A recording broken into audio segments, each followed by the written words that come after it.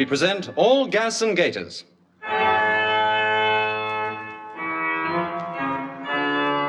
The affair at Cookham Lock.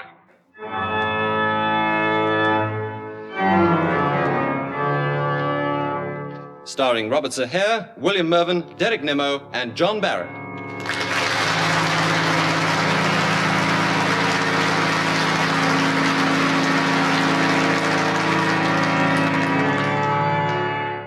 It's evening, and in the bishop's study, the bishop and the archdeacon are sitting side by side on the sofa, discussing a matter of some importance.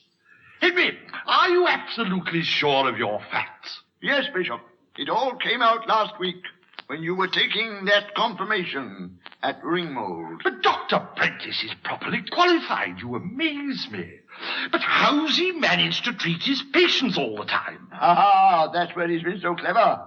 He's been reading it up nights. Of course. Yes, that's why he looks so tired. Yeah, you realize what this means, Bishop? Henry, you're not suggesting Dr. Prentice murdered Mrs. Winters? I certainly am. But the afternoon Mrs. Winters was killed, Dr. Prentice went to Maidenhead. Otto Klein saw him in the antique shop. He only saw him from behind. He could have been mistaken. Well, Henry, yes, I'm afraid I can't agree. Still, there's only one way to find out. Is it 8:30 already, Bishop? Well, not quite. There's a minute or two to go. But I think I'll switch on because this old television set takes a bit of time to warm up. There. Yes, I'll turn the sound down until it starts. You know, I was furious about missing that episode last week. It would be worse to miss this one. Oh, don't, Henry. After all these weeks wondering who the murderer is, my word, I'm looking forward to it. So am I, Bishop. Mind you, I still can't believe it's Dr. Prentice. I'm convinced it was the lockkeeper. But, Bishop, he was working the lock. All the afternoon, people saw him. Ah, but that could have been his wife. You remember, Henry, it was raining, you see. He was wearing oilskins and a sou'wester. Now, she's very tall, you know. I know, Bishop. A fine figure of a woman. That is not... Shall I pour you some coffee? Please, Bishop. I always enjoy your coffee. Give me a cup. Hello, Henry. Henry, come over here. What is it, Bishop? Look out the window.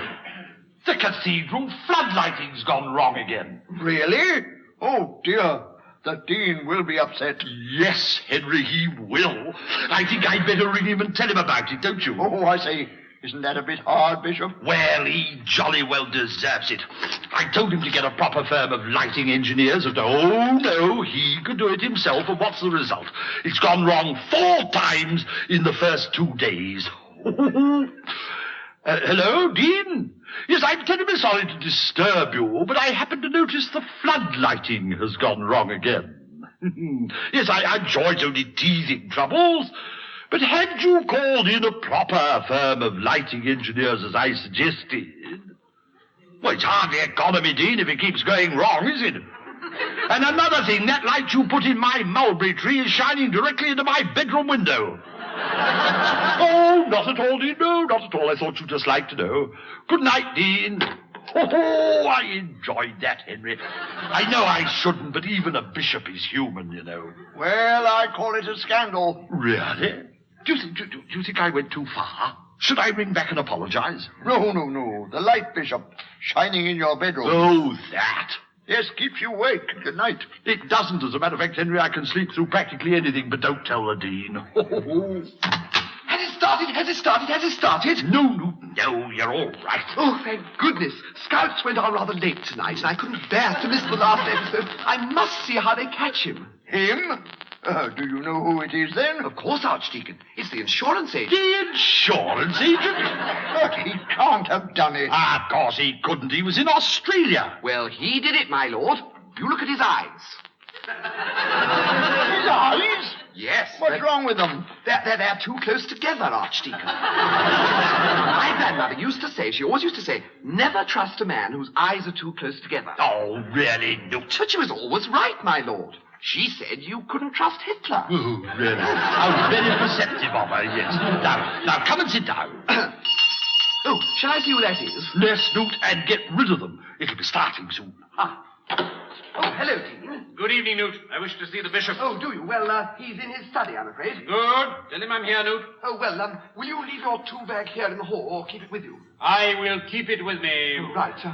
My lord, the Dean. Oh, Dean? Yes. Am I interrupting something? Interrupting? Well, no, of course not. That is to say, Yes. Well, yes, in fact, we are about to watch a program on television, Dean.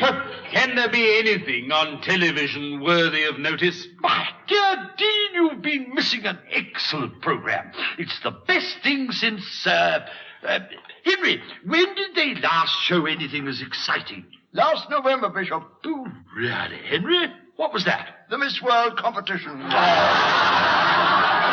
Yes, well, Dean, but you see, this is quite different. Really, absolutely first class. But what is it, my lord? It's a thriller. A thriller? Nothing worthy of notice.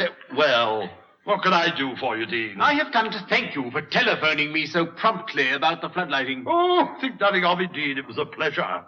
I'm aware of that.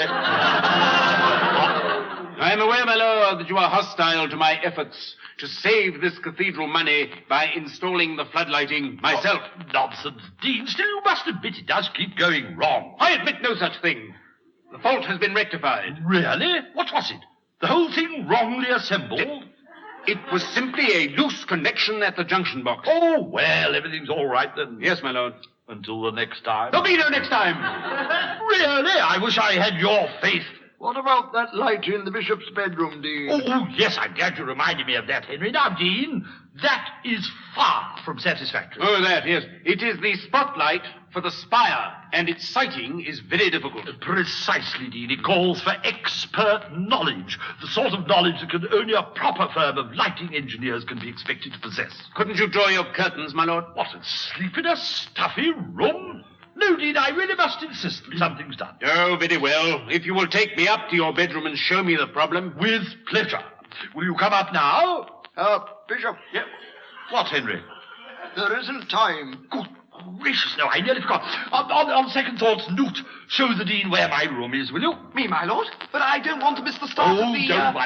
Don't worry. We'll call you when it starts. Now, off you both go. Yes, and I'll say good night now, Dean. I beg your pardon, Archdeacon? Oh, no, what the Archdeacon means is, Dean, that there's no need to come in here and say good night to us.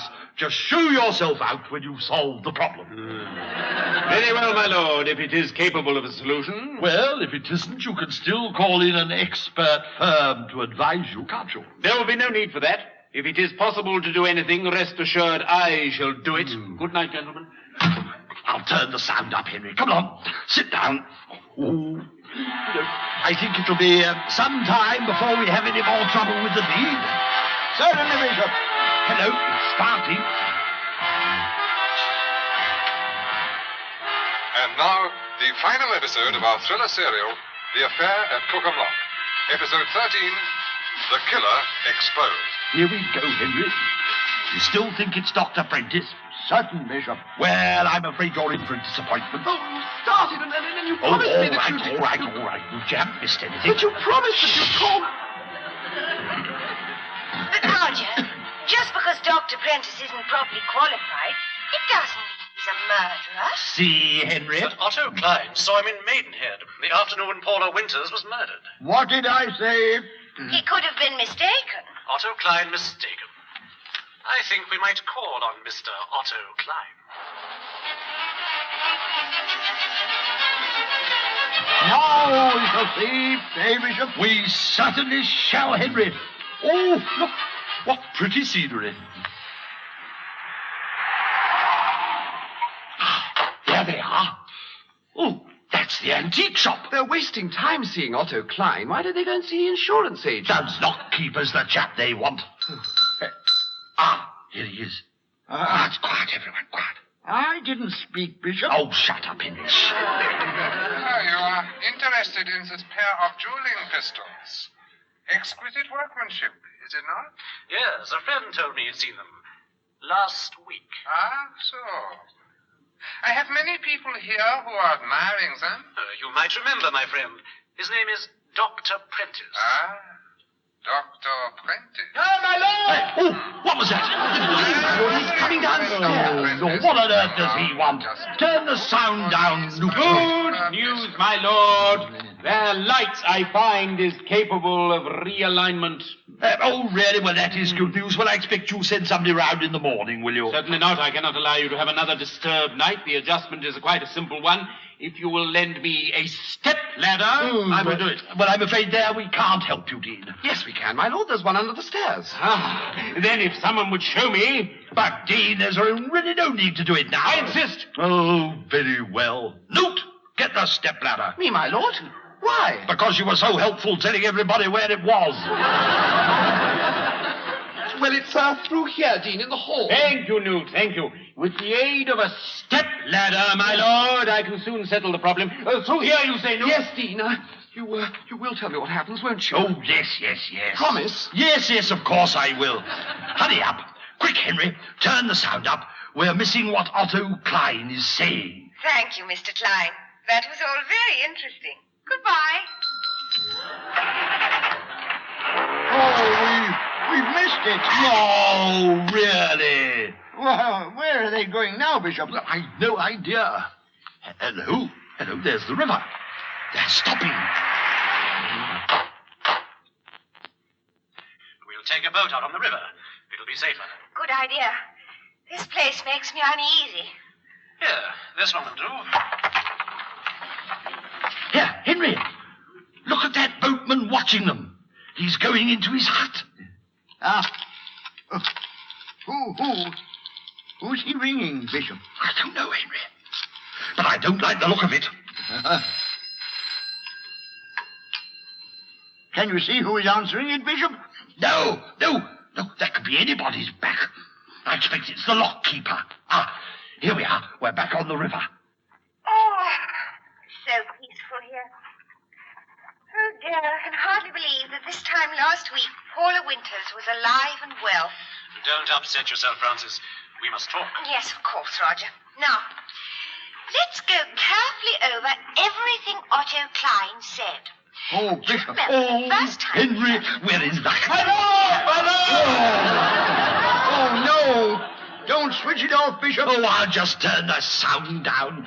What is it, Dean? May we bring this ladder through here into the garden, my lord? Can't you take it out through the back door? I suggested that, but Newt said it would be quicker to bring it through here. Oh, did he? Oh, very well, only hurry. Thank you, my lord. All right, your end, Newt. Yes, Dean. Yes, all right. Now, lift. That's it. Now, careful as you come round that door, Newt. What's happening? You, Newt, are hurrying. Well, at least I hope you Oh, I are. am, my lord, yes. Then don't stand there looking at the television like that. Sorry, my lord, I was just wondering, is that Francis in the boat? Yes, now get on back. Of course. All right, your end, Dean. Yes. One moment. Oh, now what's the matter, Dean? Nothing, my lord. I was just wondering. Is that the Thames? Well, yes, it is. I thought it was. Yes, well, don't let us hold you up, Dean. Which part of the river is it? Maidenhead. I thought I recognized it. I had an aunt who lived there. You must tell us about her sometime. Oh, forgive me, Dean, but this is getting really very exciting, isn't it, Henry? Oh, yes, Bishop, it was. What is the title of the work? The Affair at Cookham Lock. Really? I believe I know it. You do? I suppose you had an aunt who lived there, too. No, Archdeacon. I know the book. But I thought you didn't like thrillers, Dean. I don't. But when I was on holiday last year, it was the only book in the hotel, so I was obliged to read it. Oh, did you enjoy it? No, I thought it was a trivial work. Come on, Newt. Coming, Dean. You will tell me what happens, won't you? Yes, now get that ladder out of here, for goodness sake. Yes. All right, your end, Dean. Quick, Bishop. Turn the sound up. Right, Henry, right. And then he went out. Oh. Well, I think that covers everything Otto Klein said. Oh, we've missed it again. We'd better get back, Francis. We're getting near the weir. Roger, what's that power boat doing? What power boat? That big blue one coming towards us. Great Scott! It's coming right for us. We shall be pushed over the weir. Hold on, Francis. Hold on. Who's driving it, Henry? I can't see, Bishop. Well, we shall in a moment as it comes past. My lord. What's the matter? What's happening? Oh, Newt! Really? Did you see who was driving that powerboat, Henry? No, Newt startled me. Oh, really? Now it's gone. Really, Newt. I'm sorry, my lord. I only want to know what's happening. Well, we can't tell you now. But you must. You promised. We did, Bishop. Oh, well. Where were we up to? They were just seeing Otto Klein in the antique shop. Ah, yes, of course. Well, what did he say? Well, We don't know. we missed that bit. Well, what happened then? Oh, well, he drove down to the river, you see, and went for a row. Yes? And the boatman saw them and made a phone call. Who to? We don't know. We didn't see who it was. Well, what happened then? Well, then you see, they began to discuss everything Otto Klein had said. Really? What had he said? We don't know. We missed that bit. It strikes me you just haven't been paying attention. Newt! There is no need to be rude. I'm sorry, my lord. I should jolly well hope you are. May I ask what's happening now? Well, if you'll sit down and shut up, we might find out. It's all right. They've gone over the weir. Oh, look, there they are in the rushes. Come on. We must get out of these wet things. Oh, yes, but where? Look, there's the lockkeeper's cottage. Ah, now we're getting somewhere. Why do you say that, my lord? Oh, Dean. Well, I think the lockkeeper did it. Really? What an interesting theory. Dean, what do you want? Well, my lord, excuse me, let me turn the sound down, will you? Yes, it's very frustrating. It certainly is. After all, I find the spotlight is not amenable to adjustment. Oh, does this mean you'll be going then, Dean? I fear so, my lord. It seems there is nothing more I can do. Oh, well, never mind. Let me show you out. It's unfortunate there isn't another convenient branch on the mulberry tree. It's only a matter of a few inches. Oh, don't worry about it, Dean. Don't worry about it. I'm sure you've done your best and you must be very anxious to get home. If only there was something else I could fix it to. What about the wall? Which wall? The wall of the house, just outside the French door. No, here. no, that's no good, I'm afraid. No, it's out of the question, Dean. I wonder. I'm sure it would work. You could put it up just up here. The angle's the same, and it couldn't possibly shine into your bedroom, my lord. Nonsense, nuts. You don't know what you're talking about. I think your chaplain has got something, my lord. Well, if he hasn't now, he jolly soon will have. It's just an idea. Yes, and a deeply stupid one, Newt. Dean, I don't want to waste any more of your time. No, it won't, my lord. It's a straightforward job and won't take a moment. I'll go and get my tools from the hall, my lord. Really, Newt? Of all the idiotic ideas, the last thing we need is the Dean fiddling about outside the French windows. Don't you want to see this episode? Yes, my lord, it just suddenly struck me. Well, it's a pity it didn't strike you a bit harder. Goodness knows what we're missing. They were just going to see the lockkeeper. Dean, you don't mind if we go on watching the television, do you? No, please do, my lord. I wouldn't dream of interrupting you. Oh, that's very kind. Not at all. Now, if someone would just help me with the ladder, I'll climb up and find a suitable site for the lamp out here. Off you go, Newt. Help the Dean. But I helped him before. And you will help him again and again and again. Now, get up. Oh, yes, my lord, yes, of course. Quick, Henry, turn the sound up. Bishop, look. What? Who's that? The lockkeeper's wife. Ah, Henry, you see what I mean? She is tall, isn't she? Yes, Bishop. A fine figure of a woman. Oh, Henry. You know, if you ask me, Henry, she did it. Oh, Motorboat, sir? What motorboat? A big blue one. Blue. Oh, yes. That one belongs to Mr. Peters, the insurance agent. No, don't say Newt was right after all. What's happening? Oh, nothing. Yes, Sit down a bit. yes. No, Where no, are they, no, Archdeacon? the lock. All dried out now, sir. Yes, for goodness sake, stop whispering, Henry. Feeling better, are you? Thank you. You've been very kind. That's all right, sir. Goodbye. I don't like the way she's standing there, Henry. Really, Bishop? I was rather enjoying it. Oh! You know, Henry, there's more to that woman than meets the eye. Hello? Who's coming down the path? Hey, what on earth? What's happened? The picture's gone. Oh, this is too much. I'll give the set a knock. Is that wise, Bishop? Yes, Henry, I know what I'm doing. How's that? No good, my lord. It's funny, it's always worked before. What about that? The picture's still fuzzy, Bishop. Oh, really? Well, how about this? Certainly matter? No, my lord. Look, it's not that. It's the Dean up the ladder. He's causing the distortion. Yes, of course. Dean! Yes, my lord! Come here at once. What is the matter, my You're lord? ruining the picture. Yes, you see, Dean, when you go up the ladder, you interfere with the reception and the picture goes fuzzy. I find that hard to believe. Well, I can't help that, Dean. It's true. Let me get this straight. You are suggesting that every time I go up to the top of those steps, I in some way interfere with your television. Yes. But that's impossible. What do you mean? I'm not up the steps now. But the picture isn't distorted now. Indeed it is, my lord. Oh, what? We're sorry for this break in transmission. Normal service will be resumed as soon as possible. And in the meantime, some music.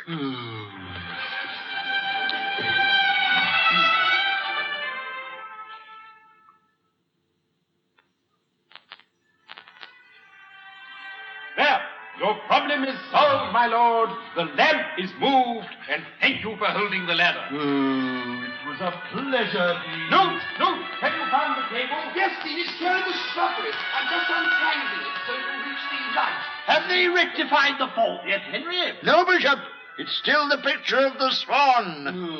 Really fancy this happening right in the middle of the last episode. If you want to know the end of the story, you have only to ask, my lord. Thank you, Dean. I prefer to wait and see for myself. Oh, dear. What's the matter with you, Newt? Well, I'm afraid the power cable isn't long enough to reach the light now. You put it up here, my lord. Really, Newt? You might have thought of that before you suggested it. I'm sorry, my lord. Well, it looks as though I shall have to use your power supply, my lord. Use my power supply? Certainly not. What an idea. May I remind you that all this trouble I am taking is entirely in your interest, my lord. May I remind you, Dean, that if you'd engaged a proper firm in the first place, it wouldn't have been necessary. Quick! It's starting! Good! What? Oh, coming! Come on, Newt! In you go! Right, my lord! Right! And now Move up, we Henry, join move our up. thriller serial, The Affair at Cookham Lock. But what about Sorry the about power? the breakdown. I Hope can't it get hasn't any more spoiled your cable until enjoyment. tomorrow. Oh, all right, do as you like, only shut up. They found a body. Henry, look. Don't look, Francis. It's not a pretty sight. Can you see who it is? No, my lord. It's Otto Klein. Shot through the head with his own dueling pistol. My word. They've made a mess of him. Roger, why? Because he was blackmailing Dr. Prentice. Dr. Prentice? Blackmailing What him, did I Roger? say? He did it! What did Dr. I Prentice shouldn't got be to too hide? sure of that, Archdeacon. I don't understand. What do you want, Dean? May I unplug this light, my lord? Yes, I suppose so. Oh, it's quite simple, really. You see, Francis, Dr. Prentice and Paula Winters have been lovers for some time. My In lord! fact, since What's before it now? I first May I discovered plug the Mr. spotlight Peters' into this Yes, office? only be quiet. Roger, this means the murderer can only be one person. My lord! Certainly looks like it. My lord! Yes, may I switch on? Yes, do what you like, Dean. To think we've suspected so many people, and all the time, it was... What's happening? What is it? What did I say? Dean, what have you done? I seem to have fused the light. How could you, Dean? Really, Dean, this is too Well, much. don't worry, my lord. If you will show me where the fuse box is, I'll mend it. Oh, no, you won't. I'm not letting you near that fuse box. We've got to get someone to mend it, my lord. Yes, Newt, and we will. A proper, qualified, professional electrician. Oh, shall I ring Mr. James? Yes, and tell him it's an emergency. Right, my lord. Now, where's his number? Has anyone got a match? Here we are. Oh, yes. Here we are. Well, let's hope he's in. We must know how it ends. Remember, I can always help you there, my lord. Thank you, Dean. You've helped quite enough for one night. Hello. Mr. James? This is the Bishop's chaplain speaking. How are you? Oh, good. And, Mrs. James? Oh, splendid, yes. And little Andrew? He's got over his whooping cough. Get on with it, man. I'm sorry. No. I mean, I'm glad. I'm not sorry he's better. No. No, that was something else. Yes, well, we've had a fuse, you see. Could you come round? Yes, it's an emergency. Oh, that is kind, yes. Yes, right, we'll be seeing you. He's coming round, my lord. Thank goodness for that. Yes, he'll be here in about 5 minutes. What?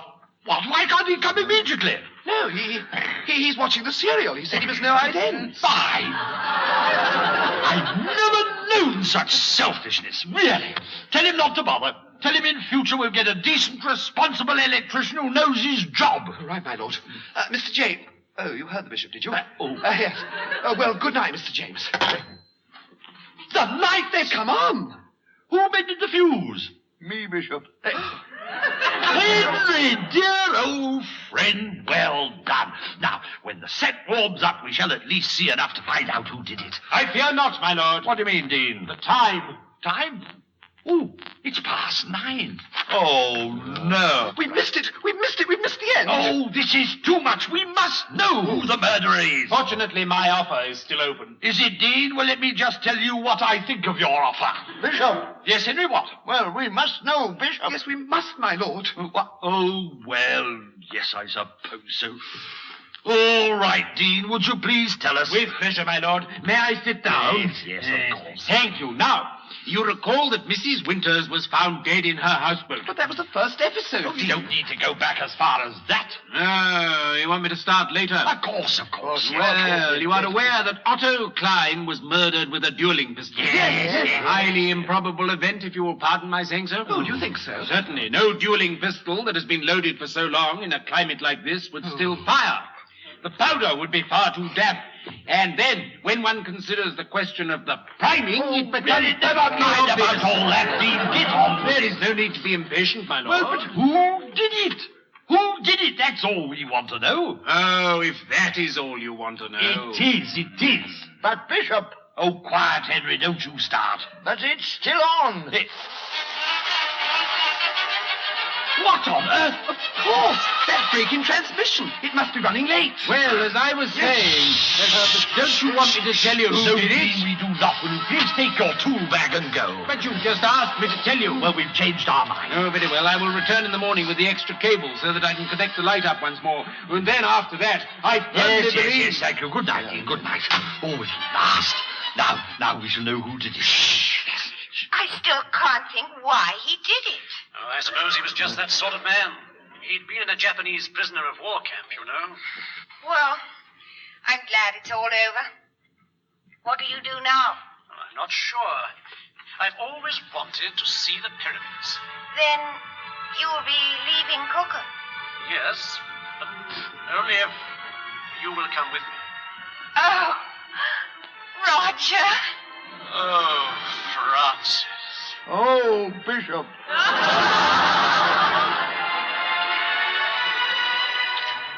Oh, my lord, we still don't know who did it. What shall we do? Do noot. Turn that thing off. There's only one thing to do.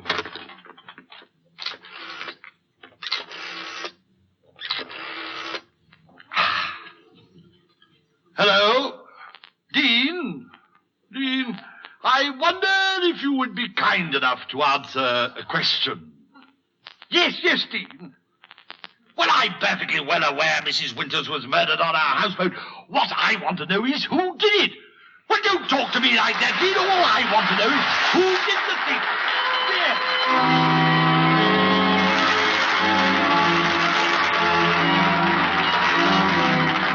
In that episode of All Gas and Gaiters, the parts were played as follows. The Archdeacon, Robertson Hare, the Bishop, William Mervyn, the Dean, John Barron, the Chaplain, Jonathan Cecil, Francis, Kate Binchy, Roger, John Sampson, Otto Klein, Manning Wilson. The Affair at Cookham Lock was written for television and adapted for radio by Pauline Devaney and Edwin Apst. The program was produced by David Hatch.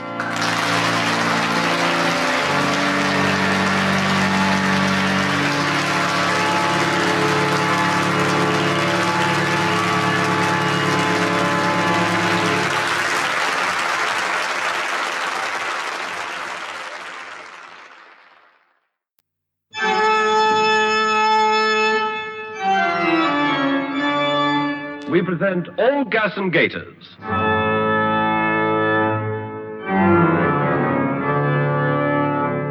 Starring Robertson Hare, William Mervyn, John Barron, and Jonathan Cecil.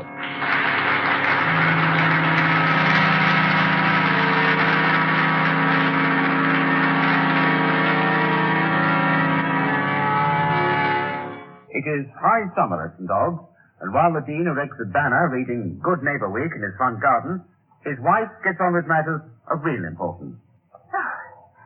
Land, I've said the roses. and pricked out the wallflowers. Well done, my love. Oh, I can't do any more now. I promised to go and read to the precentor's mother as my good neighbour week deed. Oh, splendid, splendid. Is there anything I can do? Well, you could ask the bishop to do something about his Virginia creeper. It's going all the way to our side of the wall again. Well, you know how unhelpful he is about that creeper. Well, surely he can hardly refuse in good neighbour week. Ah, yes, of course. Now, you leave it to me, my love. I'll go and see him as soon as I put the sprinkler on my lawn. Now then, Stop! Oh, but I must, my love. The grass is so dry. No. Yesterday. Julia? White one and all What? Careful. Someone is playing a dance out the door. But who would do such a thing? And in good neighbour week, too. Oh, come along. Hurry up and finish those letters. I want to get out into the garden and listen to the text maps of the archbishop. This is the last, my lord. It's for the Commission of Evangelism of the World Council of Churches. The CEWCC. Yes. Shall I read it? Yes, get on with it, ma'am. Right. To the Commission of Evangelism of the World Council of Churches. Dear Sir, the Bishop thanks the Commission of Evangelism of the World Council of Churches for the invitation to preach at the Commission of Evangelism of the World Council of Churches annual service and hopes that the Commission of Evangelism of the World Council of Churches... What is all that about? The Commission of Evangelism of the World Council of Churches. Oh, well, for goodness sake, abbreviate it, man. Use initials. Initials? Oh, I always think that's so confusing. Well, they're not nearly as confusing as that rigmarole. You'd better try to begin. Oh, but I was just going off duty. Well, I can't help that, Luke. And in future, please cultivate the habit of using initials on all occasions. Very well, my lord, if you say so. Good. Well, I'm going off into the garden to join the archbishop. Right. India then, following on 386 guns in a way. Henry, what's the score? Sophie's wicket. Bishop? Listen. Score at 167 for Rook Engineer 18 not out. We leave our commentary of the Lords and go to Edward's Cathedral for choral evensong. Oh, blast! Henry, Bishop, that was my one chance, Henry, to listen to the text. What about tomorrow, Bishop? It's the last day. I know, Henry, but I've got to go to the Musgrave Charity Corporation's annual lecture in the crypt of St. Paul. Can't you give it a miss?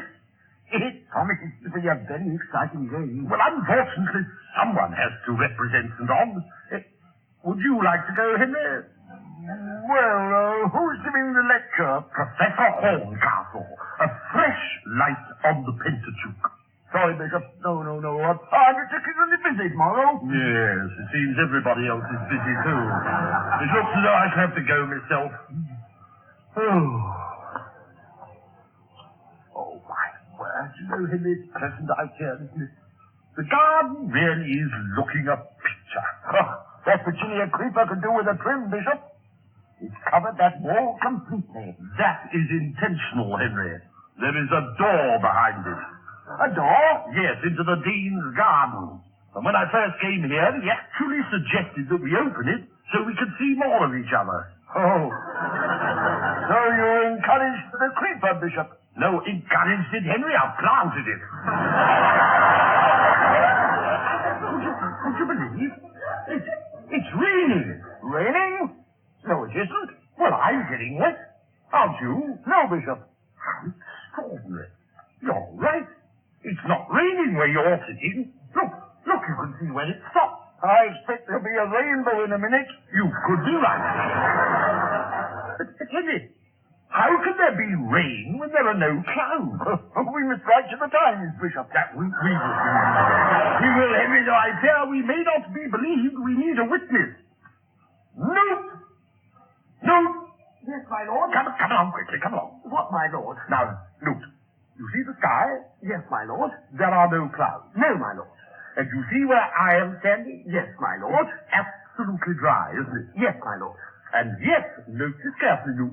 Over there is west. You see? Yes, my lord. Well, look, can you account for that? Yes, my lord, I think so. The Dean's got his sprinkler on. It's coming right over the wall. Oh, really? How very inconsiderate of him. I shall go round and complain. Oh, but you can't, my lord. It's Good Neighbour Week. Good Neighbour Week? Who says so? The Dean, my lord. We've all got to do a good deed for a neighbour. He announced it officially at Matins this morning. Oh, did he? Well, he might be a bit more careful with his sprinkler. Actually, my lord, I was going to ask what you intend to do for him. For who? The Dean, my lord. Why should I do anything for the Dean? Well, he is your neighbour. My dear Newt, everyone is my neighbour. Yes. But he's your nearest neighbour. Newt, do you imagine that the Dean intends to do anything for me? Oh, I'm sure he does. Well, I don't want to disillusion you, but I think you can take it that whoever the Dean does do a good deed for, certainly won't be for me. Now, have you finished that letter? The one to the Commission of Evangelism of the World Council of Churches. No. What? Oh, sorry, my lord. Yes. The CEWCC. Almost, yes. Well, hurry up or you'll miss the post. Don't worry, my lord. I'll go to the SOGPO. The what? The St. Aug's General Post Office. Oh.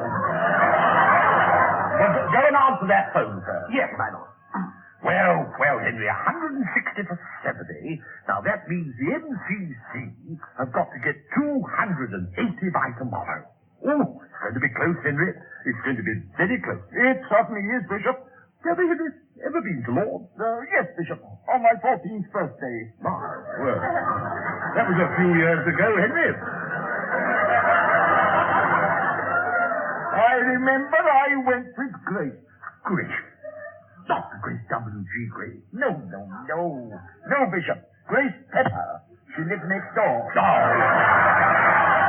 Henry, tell me what happened. Did anything memorable occur? No, Bishop. Her mother was with us. Oh, Edwin. My lord? What is it, Luke? The MCC on the line, my lord. The MCC? Yes. They want to know if you intend to use the tickets they sent you for tomorrow. But I haven't had any tickets from the MCC. Oh, yes, my lord. They arrived last week. How many? 2, my lord. They say they want to know if you intend to use them, as they don't want any empty seats. Of course, Luke, of course. Tell them I am most grateful, and they can depend upon me. I shall be there. Right, my lord. Now, what do you think of that, Henry? I didn't know you were a member of the MCC, Bishop. Well, I'm not. Somebody must have sent them. Do we know anyone who's a member? Well, there's old Harris. The presenter. Oh, of course, Henry, I remember. I took his mother some grapes when she had the flu, and he said something about being able to get tickets to the test. He must have sent them round last week, and Luke forgot to mention it. Typical of someone not interested in cricket.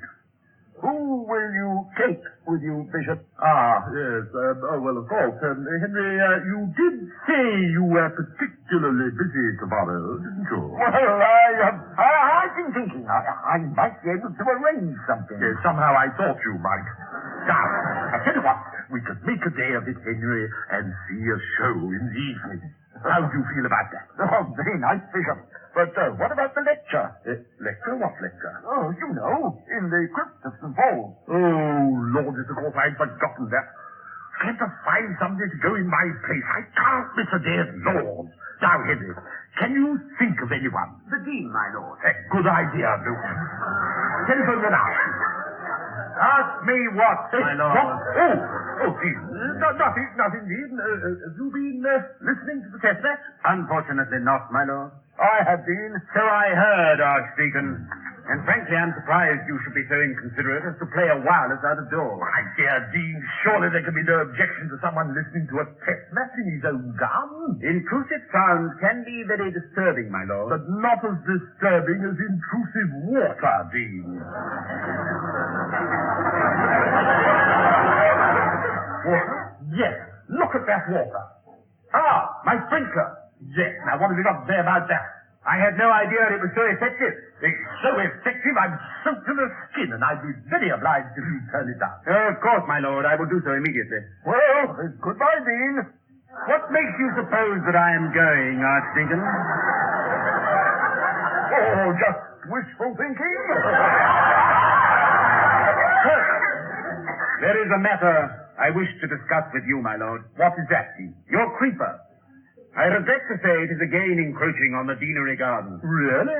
Oh, well, I'm afraid I'm too busy to attend to that at present, Dean. I feared that was the case, my lord. Yes, I'm absolutely up to my eyes in waxing, rushing from appointment to appointment. This is the first time that I have sat down safe. Really? You know, of course, that it is Good Neighbour Week. Yes, so Luke tells me. Everyone is supposed to do a good deed for his neighbour. A happy notion, don't you think, my lord? Very happy, Dean, for those who have the time. I hope you will allow me to render you some small service, my lord. What did I say, my lord? My dear Dean, if you will be good enough to turn down your sprinkler, I shall be amply satisfied. I meant something more substantial, my lord. But what have you in mind? That creeper, my lord. As you are so busy, I thought I would trim it for you. Oh, what a kind thought. No, Dean, I couldn't let you do that. No, it's too much. Much too much. On the contrary, it will be a pleasure. My wife and I plan to spend all tomorrow gardening. But what about your cathedral duty? I have rearranged my timetable. What? You're free all tomorrow? Totally, my lord. Then, Dean, allow me to render you a small service tomorrow. But I thought you were busy, my lord. Oh, I am, Dean. I am so busy. I have 2 seats I'm unable to use for an entertainment in London. And I should be delighted if you and dear Mrs. Pewcritchley would accept. What is this, entertainment, my lord? Oh, something I know you will enjoy, Dean. Now, my chaplain will explain the details on the way out, won't you? With pleasure, my lord. This way, Dean. But, my lord... No, I won't hear another word, Dean. You go and enjoy yourself. But are you sure you don't want these seats? My dear Dean, what I want doesn't come into it. Remember, this is Good Neighbour Week. Certainly is. Come on, Dean. What about that, Henry? Very neat, Bishop. Fancy trying to use Good Neighbour Week as an excuse to hack my creeper about. Still, never mind the Dean.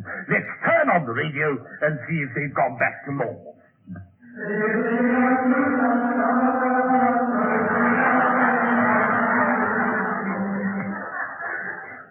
Sometimes, Henry, you know, I wonder if they don't devote too much time to religious broadcasting. Never mind, Bishop. We'll be at Lord's tomorrow. Oh, we will. What do you say to a glass of sherry? Yes, please, Bishop. Come on, then, come on. Let's go into the study and drink a toast to tomorrow.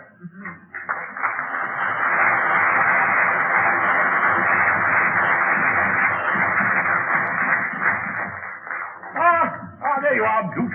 Still working? Yes, my lord. Did you give the Dean those seats? Yes, my lord. He was delighted with them. Delighted? Yes, and I must say, I think it was very generous of you to give away something you really wanted yourself. Oh, but I didn't want them, Luke. Oh, you said you did when they rang up to ask if you were going to use them. Who rang up? The MCC. The MCC?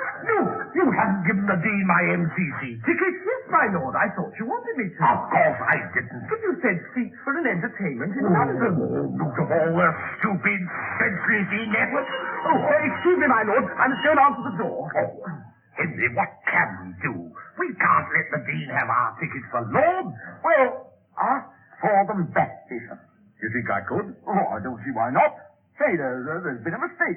Of course, Henry, of course. Come on. Let's go back into the garden. I'll speak to him over the wall. Here, I tell you what. I'll stand up on this old seat. Give me a hand.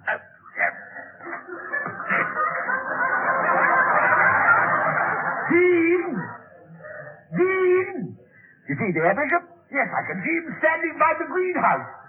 Dean, can you hear me? Of course I can, my lord. I'm standing right behind you. What are you doing here? Newt has just let me in. But you're in your garden. I've just seen you. You have just seen my coat, my lord. Oh. I took it off and hung it on the greenhouse door whilst I cut these roses for you. For me?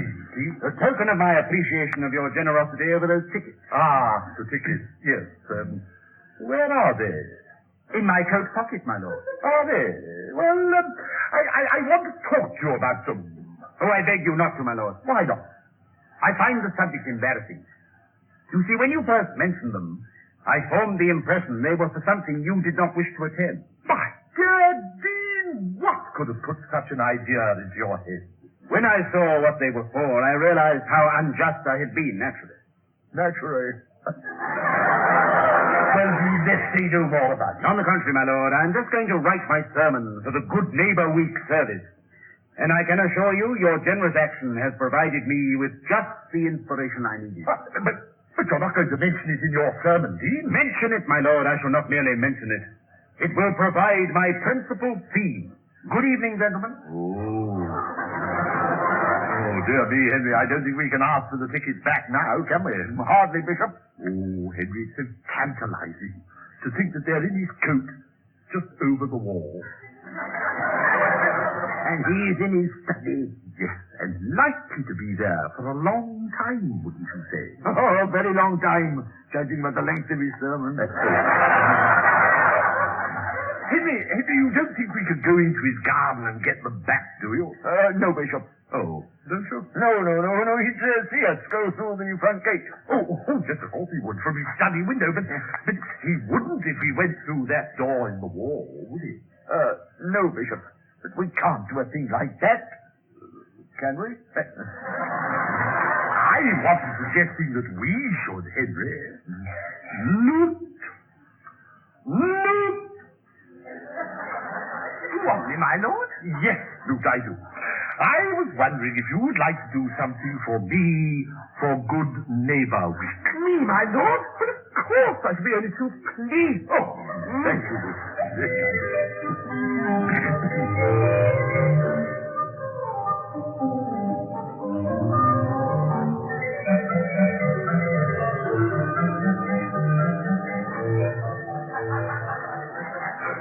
Oh, come on now. Look at that. The boat's so rusty, my lord, it won't... Oh, nonsense, man. One more pull will do it. Now, go on. Very well. Go on. There you are. What did I say? Now, come on. Let's open the door. There. Now, Root, just nip into the Dean's garden and get that envelope from his coat. But you gave the Dean these tickets for your Good Neighbor Week deed, my lord. Yes, Luke, and you are going to get them back for yours. What will he think when he finds they're missing? Well, he'll think he's lost them. Now, don't waste time. Go on, get Very well, my lord, but I don't think it's at all a good idea. You're not paid to think, Luke. Now, get on with it. Go on. I'm going, my lord, and there's no need to push. Well, hurry up. Really? My lord? Yes, what is my it? Lord, look, don't close the door after me. Please don't close the door. Why ever not? Well, it might stick. Well, of course it won't stick. Please, my lord. Oh, all right. We'll keep it open for you. But now get on with it. I've never done anything like this before. Well, there's got to be a first time for everything. Now, go on.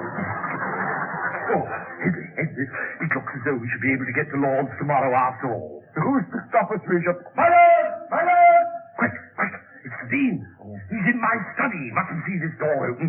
We must shut it, Henry, and bolt it. What about Newt? Oh, Henry, I can't concern myself with other people's problems at this time. There you are, my lord. Still in the garden. I hope you don't mind my letting myself in like this. The front door was open. Oh, of course not, Dean. No. Have you finished writing your sermon? Gracious, no. I've only written the first 15 minutes. However, this contains my tribute to your generosity, and I thought you would wish to hear it. Oh, yes, I do. I do, Dean. On Sunday, I shall look forward to it keenly. There's no need to wait till Sunday, my lord. I will read it to you now. Oh, no, Dean. We don't mind waiting, do we, Henry? Oh, not in the least. I mean, we don't want to give you any trouble, you see. No, it'll be no trouble, my lord. Now, I take for my text Isaiah chapter 41, verse 6. And they helped everyone his neighbor. I illustrate this by examining all references to the word neighbor made in the scripture.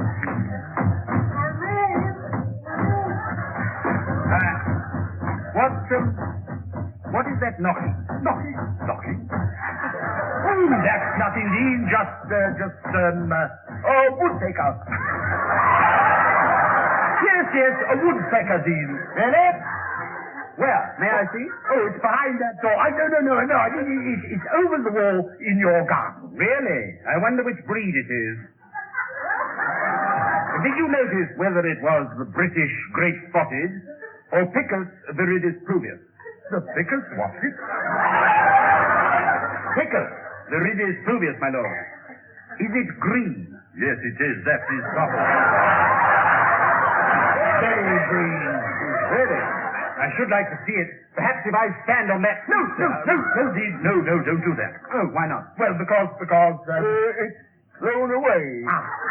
Yes, you missed it, Dean. Oh, how very disappointing. Isn't that your chaplain calling? No. He's not here, Dean. My lord, stop. Surely, my lord, that is his voice I hear. No, impossible, Dean. Newt has gone out. Hasn't he, Henry? Yes, Dean. He's visiting a neighbour. Strange. I was sure that I heard him. My lord! What, Dean? You shouldn't have done it. Done what? I've just seen your creeper. But you can't have done it behind the door. No! You mean the creeper? Oh, yes, Dean. Well, I cut it down, you see, for good neighbours. But you're only supposed to do one good deed, my lord. Well, I've done two. No, this is most embarrassing. It puts one at a disadvantage. Well, never mind, Dean. You can do another one for me some other time. Yes, but what? Well, at least let me continue reading you my sermon. Oh, no, Dean, not that. Anything but that. Why? Don't you want to hear it? Oh, yes, of course. Yes, we want to hear it. But not like this, in the open air. It'll lose so much effect. Well, very well, my lord. I will go and continue writing. Where are you going? Well, I thought I would use this door in the wall, my lord, now that you've been so kind as to uncover it. After all, it is a shortcut. Oh, no, Dean, you mustn't. What I mean, you can't, Dean, because it won't open. Oh, dear me, most unfortunate. I've often thought how useful this door would be if it were open. Oh, have you? Yes. I mean to be able to make informal visits on each other when we choose. As my wife would say, just to pop in. How pleasant it would be. Oh, yes, very, very pleasant, of course, yes. However, you can take it from me, it is quite out of the question. That door will never open again. Now, let me show you out through the front door. Well, there is no need, my lord. You've been too kind already. Good evening, gentlemen. Oh, bless. Just pop in. Can you imagine what it would be like if that door was open? Those two would never be out of the place. Has he gone? Yes, Bishop. All clear. Right. All right. No, come on.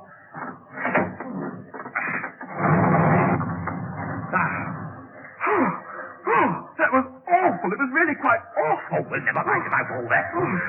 You've got the ticket. Yes, my lord. Here's the envelope. Oh, good at last, Henry. Look at these two lovely pieces of paper. Admit one to the crypt of St. Paul's. What on earth? We shan't see much of cricket from there, Bishop. There's a Professor Horncastle's lecture, Archdeacon, a fresh light on the Pentateuch. But you said you'd given the Dean the MCC tickets, Newt. Yes, my lord, I did. But these aren't MCC tickets. Yes, they are. Musgrave Charity Corporation. Oh, you idiot! I thought you meant the tickets for Lords. The Marylebone Cricket Club. I told you initials are confusing, my lord. Never mind about that. Now, what are we going to do? Someone has got to go to this lecture. Better put them back, Bishop. Of course, Henry. Then no harm will be done. Quick, Newt, back you go. No, I'm not going through that again. No. The Dean might come back. Nonsense, Newt. That was just bad luck. I can assure you that we shan't see any more of the Dean today. My lord! Dean! Success, my lord.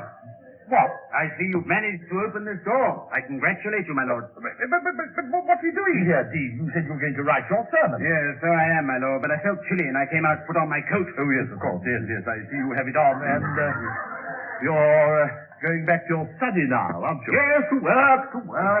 His coat. Put the tickets back in his coat. Oh, of course, Henry. Dean. What, my lord? Don't go yet, Dean. But I have to finish my sermon. Yes, but do stay and read us some of it first. But you said the effect would be lost. Did I? Oh, well, I was quite wrong. Now, we're all longing to hear it, so please come and sit down. Ah, very well, my lord. Perhaps you're right. No, you were right, my lord. It would be a mistake to read it here. I will go and finish it, and you shall hear it on Sunday in its entirety. Oh, no, go, Dean, don't go. You mustn't go yet. Why not, my lord? Well, because, tell me why the Dean mustn't go, someone. You haven't got your tickets, Dean. Here they are. My tickets. Now, how have you got them, Luke? Well, as a matter of fact... He found them, Dean. Found them? Where? On the ground. But, yes, Dean, you dropped them. Did I? Well, thank you, Luke. Thank you, Henry. It wouldn't do to lose those, Dean. No, indeed not, my lord. I'm looking forward to this lecture keenly. Professor Horncastle is my wife's second cousin, you know. Really? Then it'll be quite a family occasion. How charming. Goodbye, Dean. Goodbye, my lord, and thank you. Thank you again. Mind your head, Dean. Too late, Henry, too late. Now, Luke, before anything worse happens, where are the tickets for Lords? What tickets? Well, the MCC tickets that you said arrived last week. But you've just given them to the Dean, my lord. Oh, no, those with the lecture tickets. But there aren't any others, my lord. There aren't any tickets for Lords tomorrow? No, not that I know of. You mean we've done all this?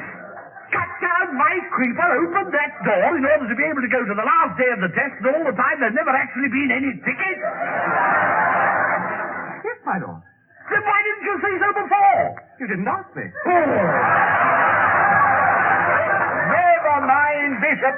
We can hear it on the wireless. Yes, Henry, I suppose we can. Of course we can. I'd forgotten that. The Dean's going to the lecture.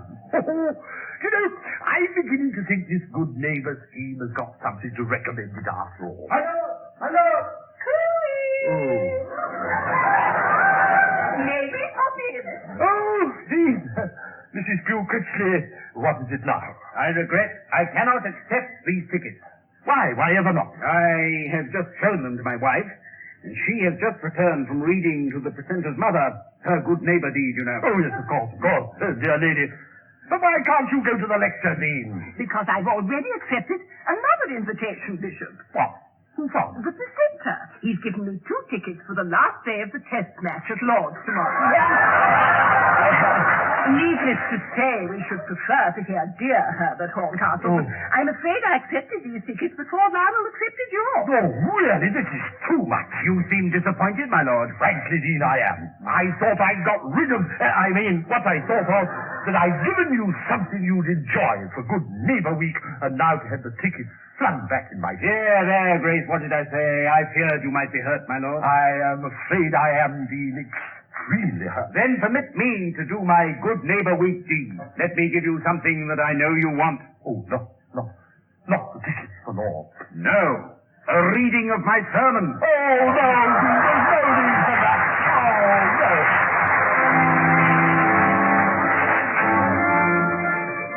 In that episode of All Gas and Gaiters, the parts were played as follows.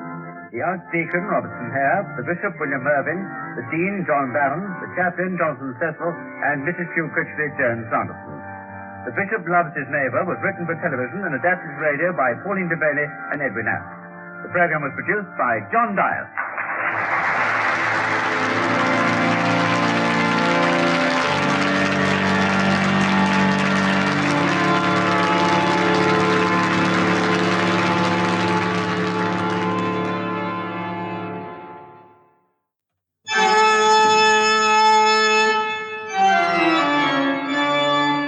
We present All Gas and Gaiters.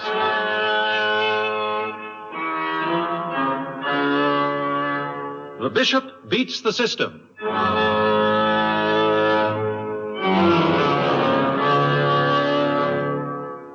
Starring Robertson Hare, William Mervyn, John Barron, and Jonathan Cecil, with this week's special guest, Derek Guyler as the Verger.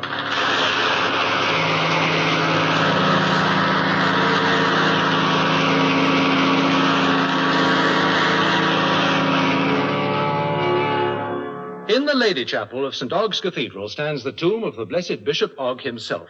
As befits the last resting place of the founder, the tomb is surrounded by a high spiked railing with a massive gate and is the chief showpiece of the cathedral, as the vergers are quick to point out to modern pilgrims. Come this way, ladies and gentlemen. Come this way.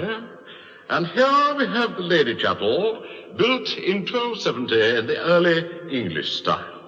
We make no extra charge for seeing the Lady Chapel, ladies and gentlemen, but may I draw your attention to this collecting box.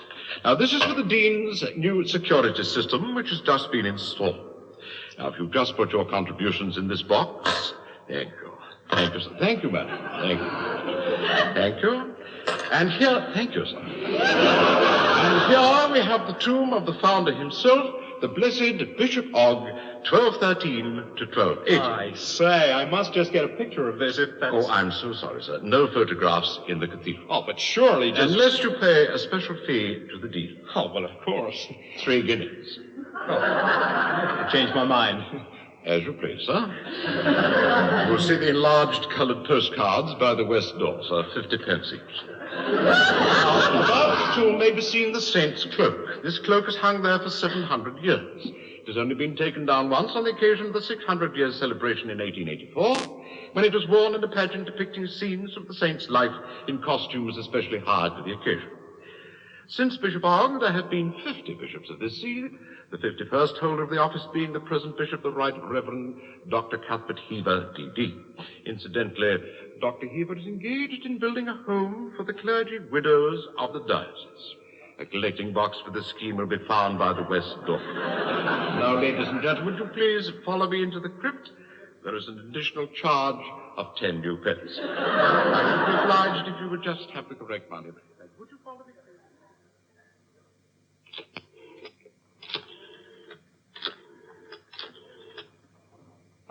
Is that the Gazette? May I speak to the editor? The Bishop of St. Og's. Oh, Mr. Hutton. Mr. Hutton, I wonder if you can help me. We've run into a little difficulty over the building of Hever House. The Clergy Widows' Home. Yes.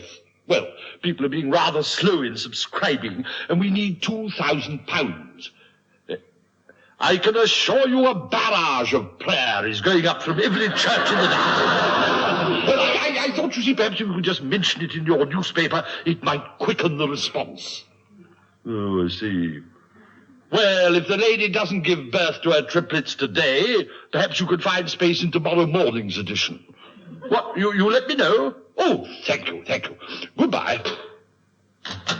I'm back, my lord. Ah, there you are, Newt. How did you get on with Lady Hawley? Oh, she was very kind, my lord. Really? What did she give you? A cup of tea and a nice piece of chocolate cake. Oh, I meant money, Newt. How much money did she give you? Money? Oh, well, that was rather different. Yeah, somehow it always is. Did you explain the situation? Oh, yes, my lord. I said the builder was threatening to walk out. And what did she say? She said she'd think of us at Christmas. Christmas? We need the money now. Oh, really, I don't know what to do. There's no one else to turn to. There's the Dean, my lord. The Dean? Oh, my dear Newt, it's no good going to the Dean. He's just spent a fortune on his new security system. But he's going to give you a donation of £25. He told me after Evensong last night. Really? You know, Newt, I'm rather touched by that news. Not that it'll make much difference, of course. Oh, really, I don't know where I'm going to find £2,000. We mustn't forget the power of prayer, must we, my lord? No, Newt. But if an answer is going to be of any help, it should not be delayed much longer. Now, what have you got there? The Afternoon Post, my lord. Oh, more bills, I suppose. What's this? A letter from America. Is it from Alistair Cook? No, Newt, it is not.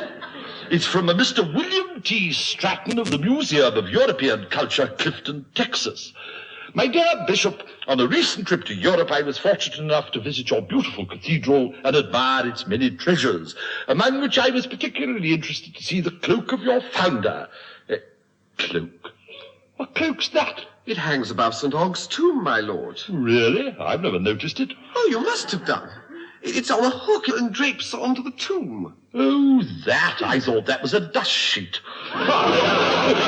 We here at Clifton, thanks to the beneficence of the late Mrs. G. Samuel Gruggenheim, a deeply revered former citizen of Clifton, are opening a new ecclesiastical department of this museum and should be happy to purchase this treasure from you if you are agreeable. Oh, but my lord, we couldn't sell St. Og's cloak, could we? No, of course not, Newt, of course not.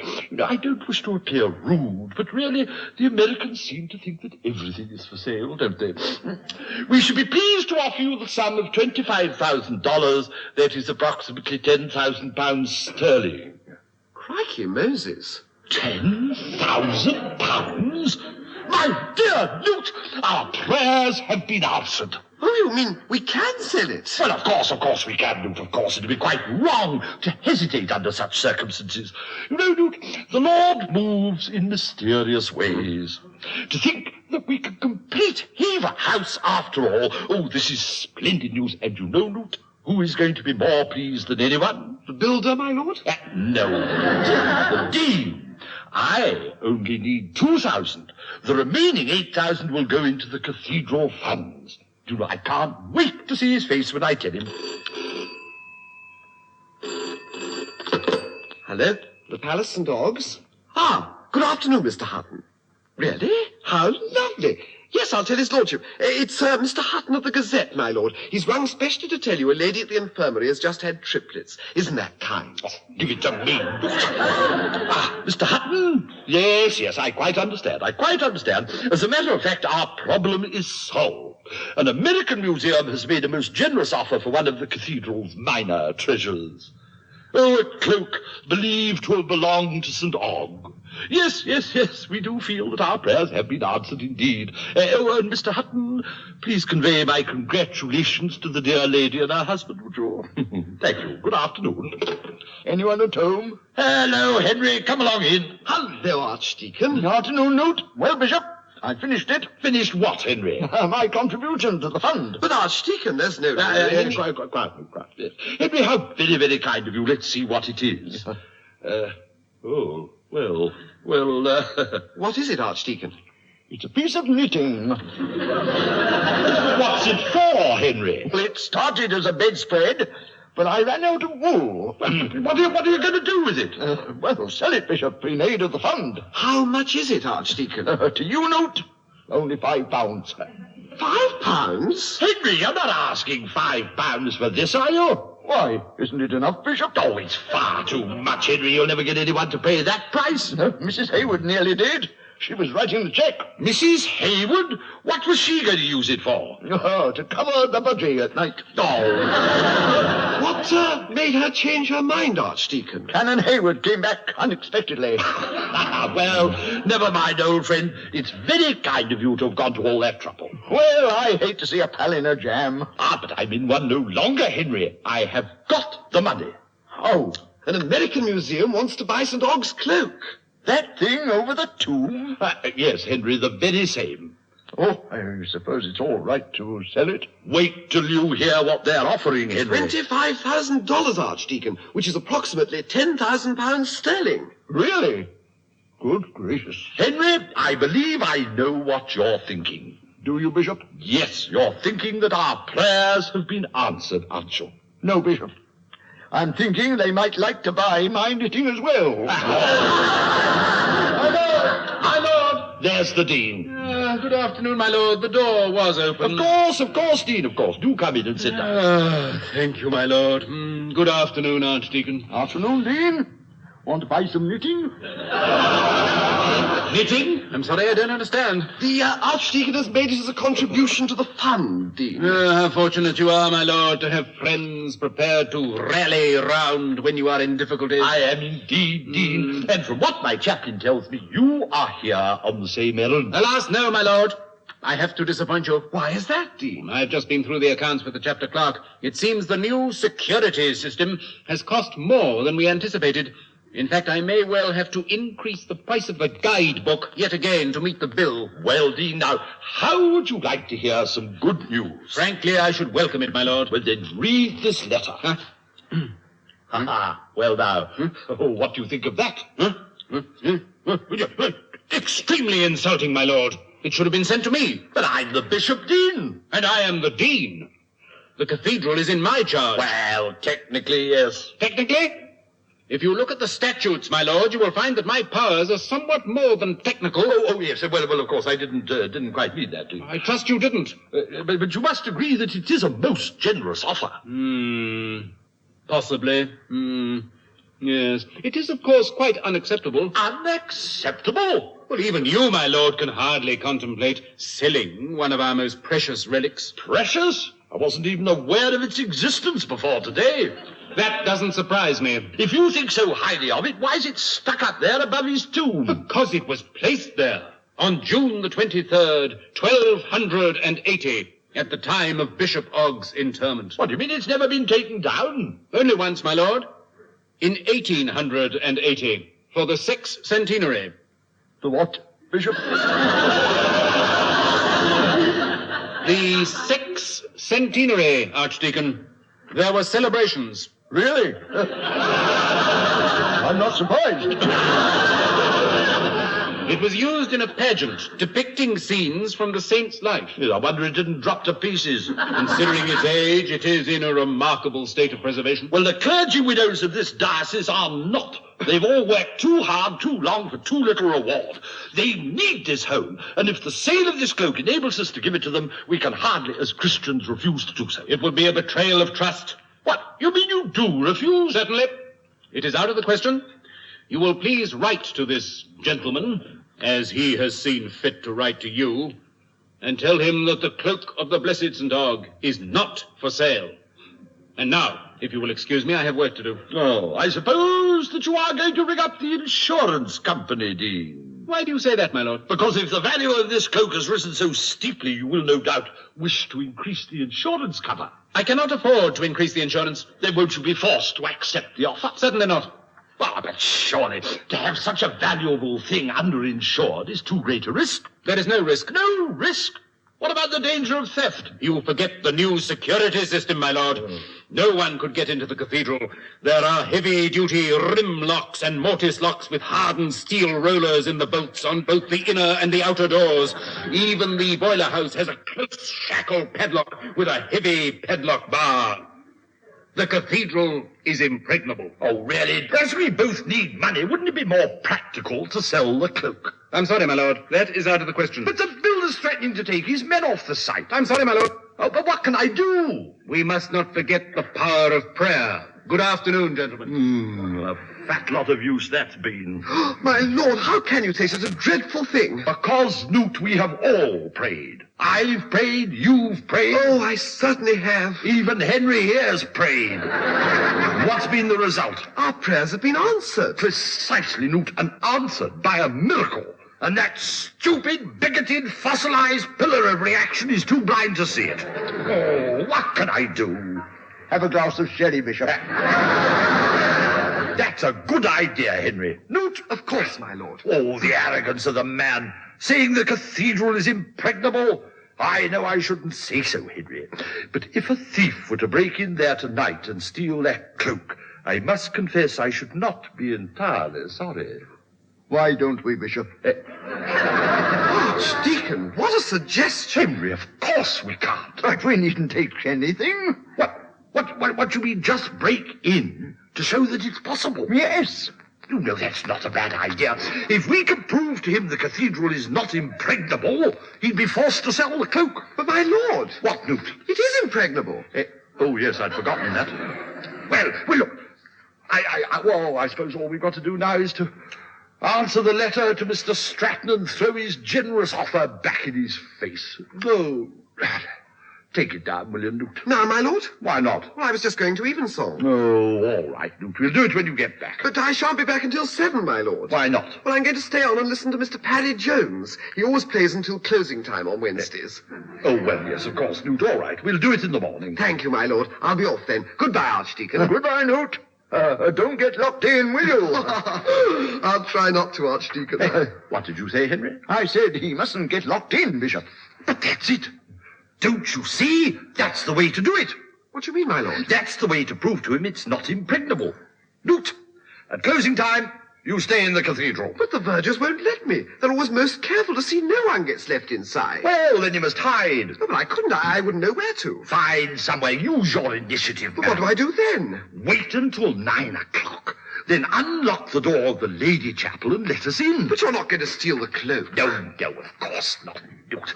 As soon as you let us in, you run round to the dean and tell him that the archdeacon and I want to see him inside the cathedral. Oh, that should do the trick, shouldn't it, Henry? I should think so, Bishop. Now, splendid. Off you go, Newt, or you'll be late for Eden. Oh, I couldn't do that, my lord. I don't think you should ask me. I really don't. I am not asking you, Newt. Aren't you? Then who is? The clergy widows, Newt. The great overexploited, underprivileged, unpaid army of the church. They are asking you. And tell me, Newt, are you able to refuse them?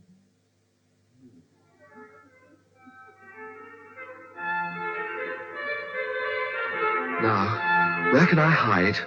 Ah, yes, the war memorial. Now, if I get down behind here. Yes, this should do. No one can possibly see me here.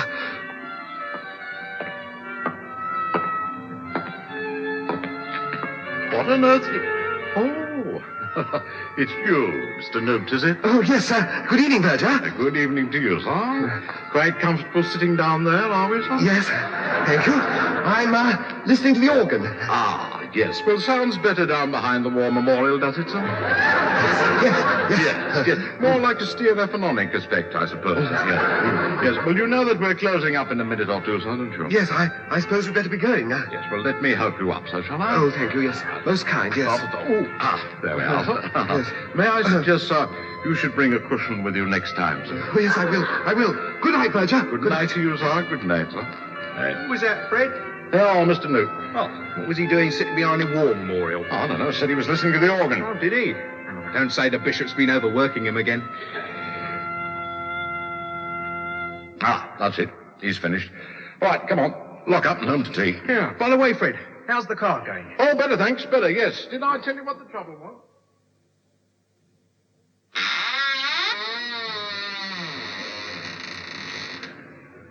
The Verger's changing room. Yes, this should be all right. Here, just behind these surplices. Ah, yes, they'll never spot me here. So they started in on the cab already, is he? Oh, do you want to go to the changing room? No, I don't think so, do you? No, I'll wait till I get home. Come on, let's go.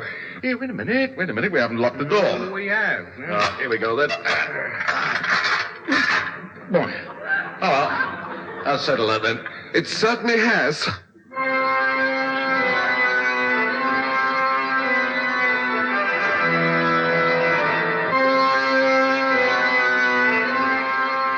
Come on, Henry.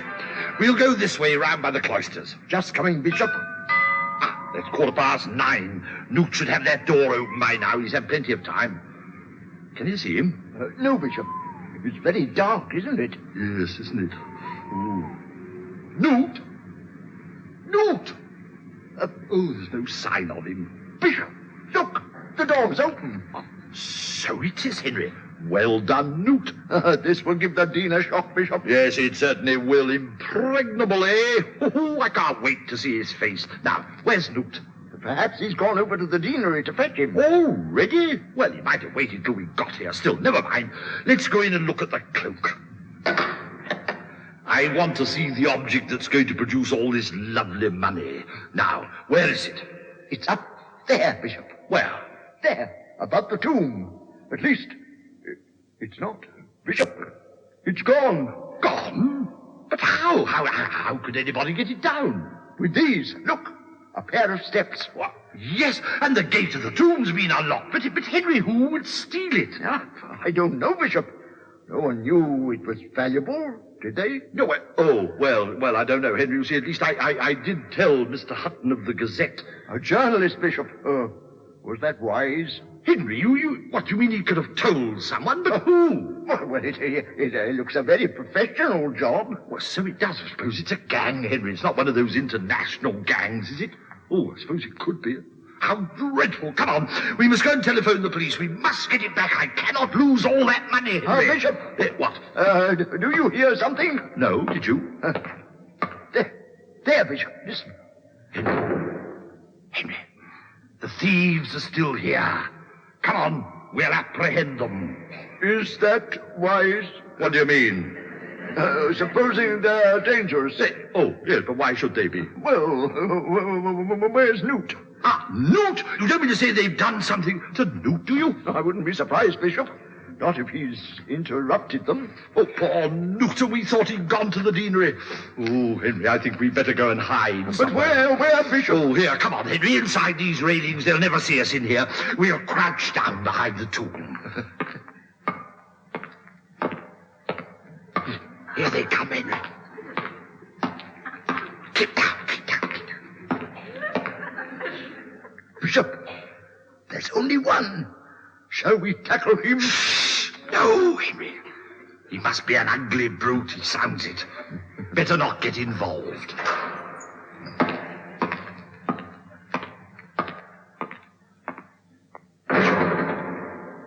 What shall we do? What can we do, Henry? We're locked in, and even if the cathedral is not impregnable, the railings round this tomb certainly are.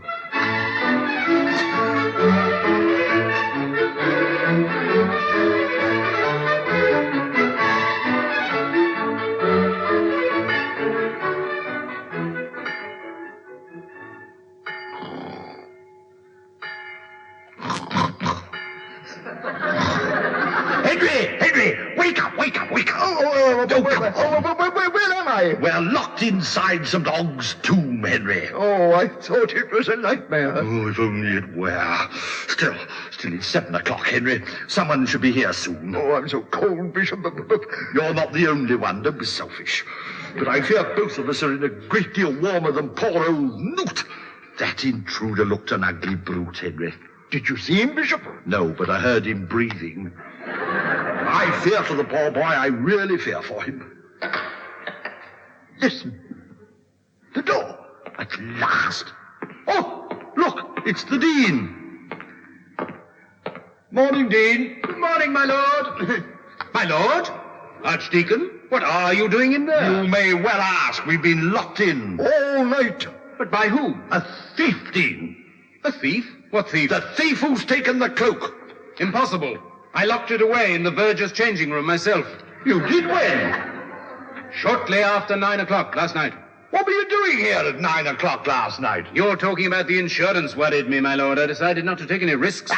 Well, then it must have been you who locked us in. You said he sounded an ugly brute. I certainly locked this gate. Then perhaps you will now be good enough to unlock it. Huh? Oh, yes, of course. Yeah. But why didn't you speak to me? Because we thought you were a thief. I have told you before, my lord, it is impossible for anyone to enter the cathedral. It is impregnable. Then how do you think we got in here, Dean? Yes, I must confess myself puzzled, my lord. By the simple method of hiding in the cathedral before closing time. You hid in the cathedral, my lord? Well, of course I didn't, Dean, but my chaplain did. Then where is he now? No, I haven't the faintest idea. My lord. Oh, there you are, Newt. Newt, is that you? Yes, my lord, I'm here. But where have you been? I was locked in the verger's changing room. They just let me out. Who locked you in? Well, on the second occasion, it was you, Dean. Well, Newt, I'm sorry, but if you engage in such a foolish and ill-considered prank, you have only yourself to blame. And if you will forgive me saying so, my lord, the same applies to you and the Archdeacon. Now, I must get the cloak and replace it. It's all right, Dean. I've got it here. Good. Give it to me. Now, if you will just hold the steps, my lord. But do you think it's safe to put it back there? Of course it's safe. Yeah, but nevertheless, Dean, 3 people got into the cathedral last night without your knowledge. Yes, by a trick. A trick familiar to every common thief. Yes, Dean. Anybody could do what we did. If they were stupid enough. This is most disturbing. I must reappraise the security system. Oh, I shouldn't bother if I were you, Dean. What else can I do? Would it be simpler to sell the cloak, Dean? Sell it, but I... Yes, you see, with the money you could afford to insure the cathedral properly, Dean. Oh, dear. No, well, yes, there. Oh, very well, my lord. I suppose you are right. I agree to sell the cloak. I'm sure you won't regret it, Dean. I shall always regret it, my lord. It is heartbreaking to think of the blessed St. Aug's cloak leaving the cathedral after 700 years. But, Dean, don't you think he'd have been pleased it was being sold for clergy widows? No, Newt, I don't. But how can you say that, Dean? Because in the 13th century, my lord, clergy were unmarried. And now, if you will excuse me, I have to meet the Chancellor. Please, will you take this cloak, my lord, and send it to the museum. Of course, Dean, of course, yes. I could not bring myself to do it. Good morning, gentlemen. Really? So this is what all the fuss has been about, to think anybody would give £10,000 for this. But it is rather remarkable to think it was actually worn by St. Ogg himself. Oh, I suppose so, yes. Look, it's certainly very well preserved. Oh, it is, isn't it? Oh, how interesting. Look, here's a label. A label? Yes, a 13th century label. You don't often see one of those, do you? You certainly don't. What's it say? W. Clarkson and Company, theatrical costumiers, Drury Lane. Crikey, Moses! Oh, well, what does this mean? They must have sent the wrong one back, Bishop. Oh, Archdeacon, after the pageant in 1880. That's right. The sex celebrations. The sex centenary, Henry. Oh, really? But why, Henry, should they have done that? I expect they got overexcited. But what can we do? I mean, we're never going to get £10,000 for this. I'm afraid not, Bishop. Oh, really, how very disappointing. After all we've been through, the discomfort, the privation, and then to find that the wretched thing isn't genuine. Oh, come on, Henry, let's go and get some breakfast. Good idea, Bishop. My lord, what are you going to do with the cloak? This? Oh, I don't know. What shall we do with it, Henry? I have no idea, Bishop. Put it back! Put it back, my lord! Oh, but, Dean, do you think we should? Ah, yes, my lord. There is no longer any need to sell it. That's lucky. What do you mean, Dean? The Chancellor has just shown me this headline in the Gazette. Must Cathedral lose treasure for £2,000? Oh, dear. Have you any idea how this Gazette got hold of this information? Well, yes, I am afraid I am to blame, Dean. I inadvertently mentioned it to Mr. Hutton. Then you have saved the day, my lord. The Chancellor has been inundated with calls from people anxious to help. They are starting a Save the Cloak campaign. We must put it back at once. Ah, but we can't do that, Dean. I tell you we can. The money has been raised. Lady Hawley alone has promised £2,000. Please put the cloak back at once. I am afraid I cannot do that, Then Dean. if you will not, I will, my lord. Quick, Newt, hold these steps. But, Dean, we mustn't, you see. Will you be silent? This is intolerable. Am I to get no support?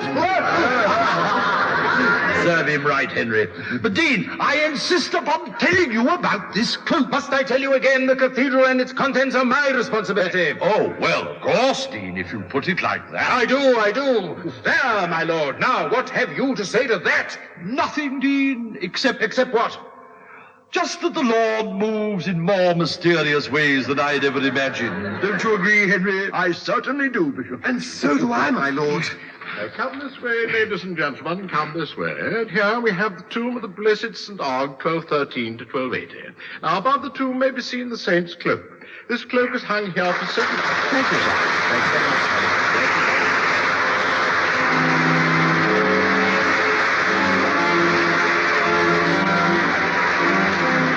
In that episode of All Gas and Gaiters, the parts were played as follows.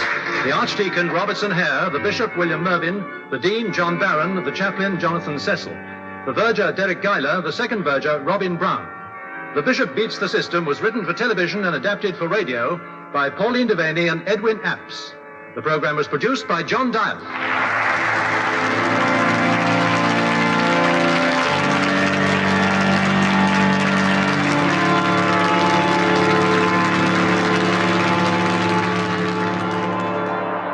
Next Monday at 6:15, the Bishop entertains.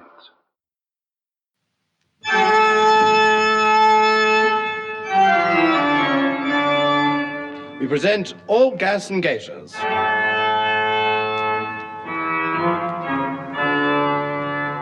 The Bishop entertains.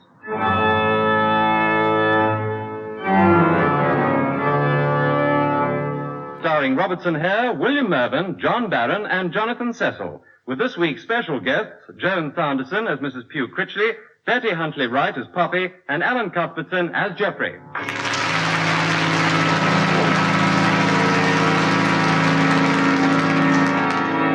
It's the morning of the cathedral garden party, and in the bishop's study, his chaplain, the Reverend Mervyn Newt, is busy with last-minute preparations. Have you finished writing the sign for the stalls, Newt? Oh, yes, Mrs. Russell, I've just finished. Here they are. Oh, you are a brick. I'll just pop out and put them up. Good morning, Mrs. Russell. Oh, good morning, Bishop. All you ladies working hard, I suppose? Yes, my lord, we're all doing our best. Excuse me, I must put these signs up. Splendid, splendid. Tell me, Newt, what are the arrangements for this afternoon? Well, the Ladies' Guild are doing tea and sandwiches, and Mrs. Pugh Critchley is making the cake. Oh, is she? Yes. Isn't it good of her? Well, yes, I suppose it is, Newt, but frankly, I wish she was a better cook. I ate one of her rock cakes last year, and I had indigestion for a week. Well, it sounds as if we're going to have a very pleasant afternoon. Oh, yes, I'm sure we shall, my lord. That is, well, there is one problem. What's that? The Archdeacon. He's insisted on telling fortunes again. Oh, really? Well, we must remember, Newt, that he raised a lot of money last year. Yes. He also raised a lot of eyebrows. Well, yes, but that, of course, was unfortunate because he won that bottle of sherry on the tombola so early in the afternoon. Certainly was, my lord. He told people some very odd things after that. Do you know, he told the precentor's mother... Yes, Newt, I know all about that. Well, we must just try and see that it doesn't happen again this year. Yes, my lord. Don't you think you should stop him doing it altogether? Oh, I can't do that, Newt. He takes it very seriously and he'd be extremely upset. Hello? What's this? A letter, my lord. But why haven't I seen it? Well, I think it must be a mistake. The envelope's addressed to you, but it begins, Dear Piggy, and ends with Love Poppy. What?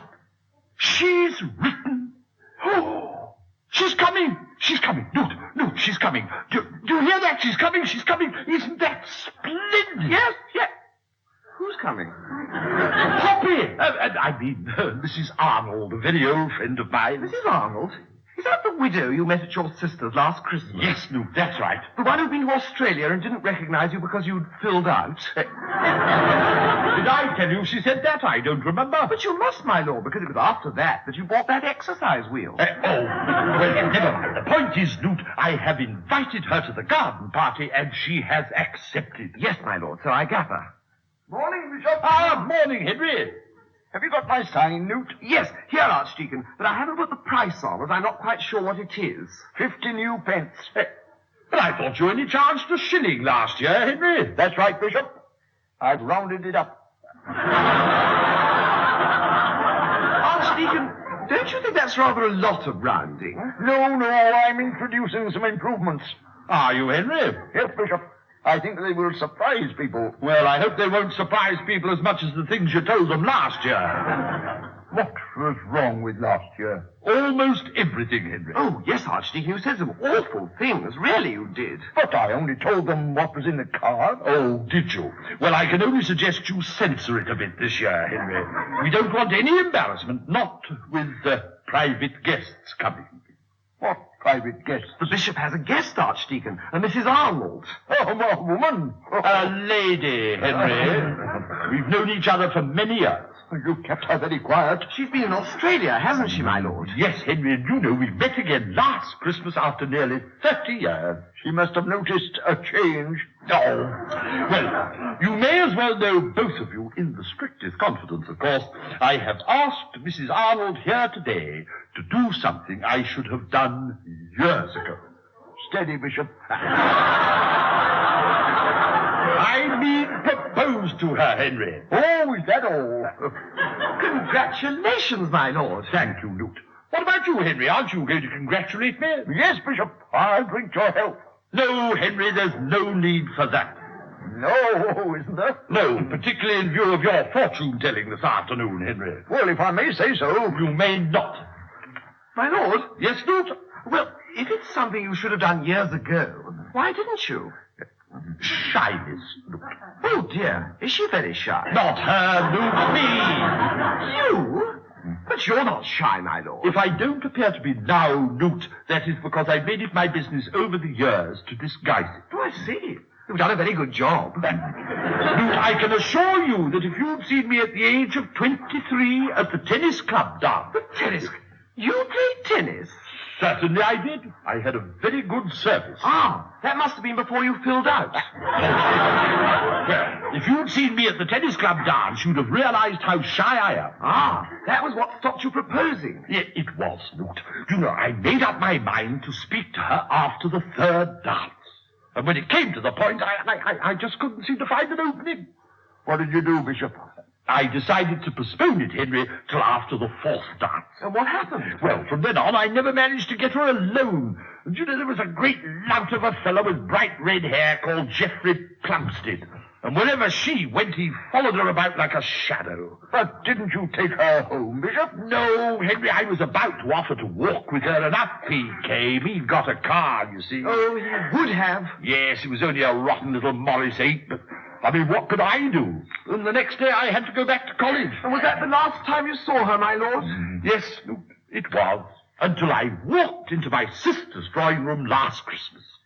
She'd come back to England to look up old friends. Oh, my lord, she might just have come to look for you. Well, Newt, I rather suspect she may have done. Anyway, I took a chance and invited her down to open today's garden party. Open it? Did you say open it, my lord? Yes, why? What about Mrs. Pugh Critchley? Well, what about her? Well, she's expected to open it. She always does. Yes, well, I don't expect she'll mind under the circumstances. Oh, you're going to explain the circumstance, are you? Certainly not. All this is in the strictest confidence. I shall simply tell them that an old friend of mine is going to do it. You don't think Mrs. Pugh Critchley will be upset? Upset? Why should she be? Yoo-hoo! May we come in? Yes, of course, Mrs. Pugh Critchley. Good morning. Thank you, my lord. Excuse me. Oh, Dean, I'm sorry. I didn't see you behind that great pile of tins you're carrying. Do you need any help? I don't think so, thank you, my lord. Do watch those tins, Lionel. I hope you don't mind us coming through your study, but it's the quickest way through to the garden. Not at all, dear lady. Newt, be so good as to go on ahead and put this cloth on the stove. Of course, Mrs. Pugh Critchley. Might one ask what those tins contain, Dean? Cakes, my lord. Homemade cakes. What? All of them? Yes, and all of them made freshly this morning. Grace has been up since 5. Yes, my lord. 5 dozen almond tarts, 6 dozen chocolate drops, and 8 marble cakes. Did you say marble? Yes. They must be very heavy, Dean. They are a little, Archdeacon. Nonsense, Lionel. Sorry, my love. Archdeacon, I trust you don't intend to tell fortunes again. Oh, why? Don't you want to know the future? Not after what you told me last year. Didn't it come true? No, and I'm bound to say I hope it never does. He was in the cards. Well, it's a pity it didn't stay there. Come along. Are we going now? Yes, come along. Bishop. Yes, madam. I've just remembered. Would you like to hear what I'm going to say when I open the garden party? What you mean this afternoon? Of course I mean this afternoon. My love. What is it? Just that if you're going to talk, I think I will put these tins down. No, I shan't be a minute. Oh, very well. Well, now, I thought I'd do Well, lady, as a matter of fact, I have asked someone else to open the garden party. You've done what? Well, I'm sorry, you see, I couldn't give you more warning, but I've only just heard that the other lady can do it. Grace is the first lady of the close, my lord. Now, please concentrate on what you're doing.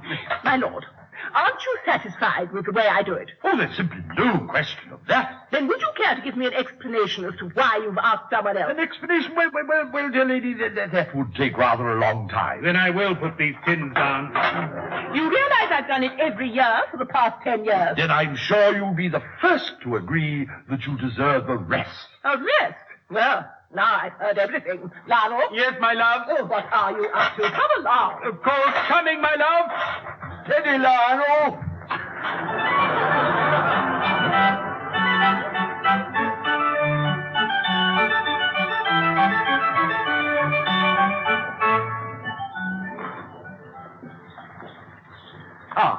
There you are, Mrs. Pugh Critchley. I've put the tablecloth on. Is it all right? What? Oh, yes, Newt, I suppose so. I'm bound to say I've rather lost interest in the whole business. Oh, the bishop's told you he's got someone else to open the garden party, has he? Yes, Newt, he has. Oh, well, he does have a very good reason. Really? I'd like to know it. Well, it's strictly confidential. Of course. Well, the fact is, he's going to marry her. What? You don't mean it? Yes, but it's in the strictest confidence. Oh, of course. Lionel!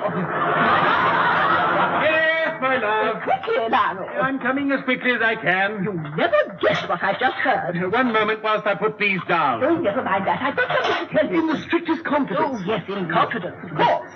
Yes, Grace, what is it? You know that woman he's asked to open the party. Yes, my love, Well, yes. it seems He's going to marry her. What have you done? You've got all my cake. Oh, I'm sorry, my love. It was a shock. Oh, dear. I thought you said he was going to marry her. But he is going to marry her. I can't believe it. No. Oh, no.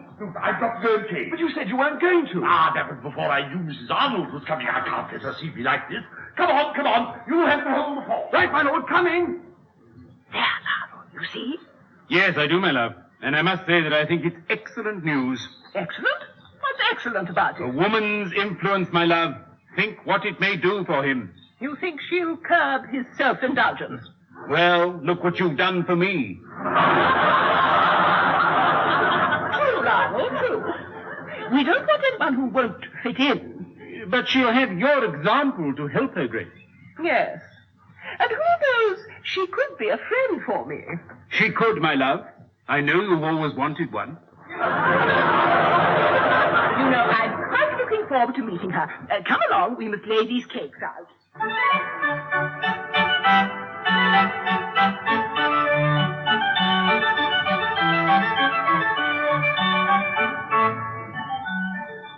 Tell me, Duke, how do I look? Oh, very nice, my lord. This coat's a very good fit, isn't it? Yes. Is that the work of the exercise wheel? Certainly not, Duke. It's always fitted extremely well.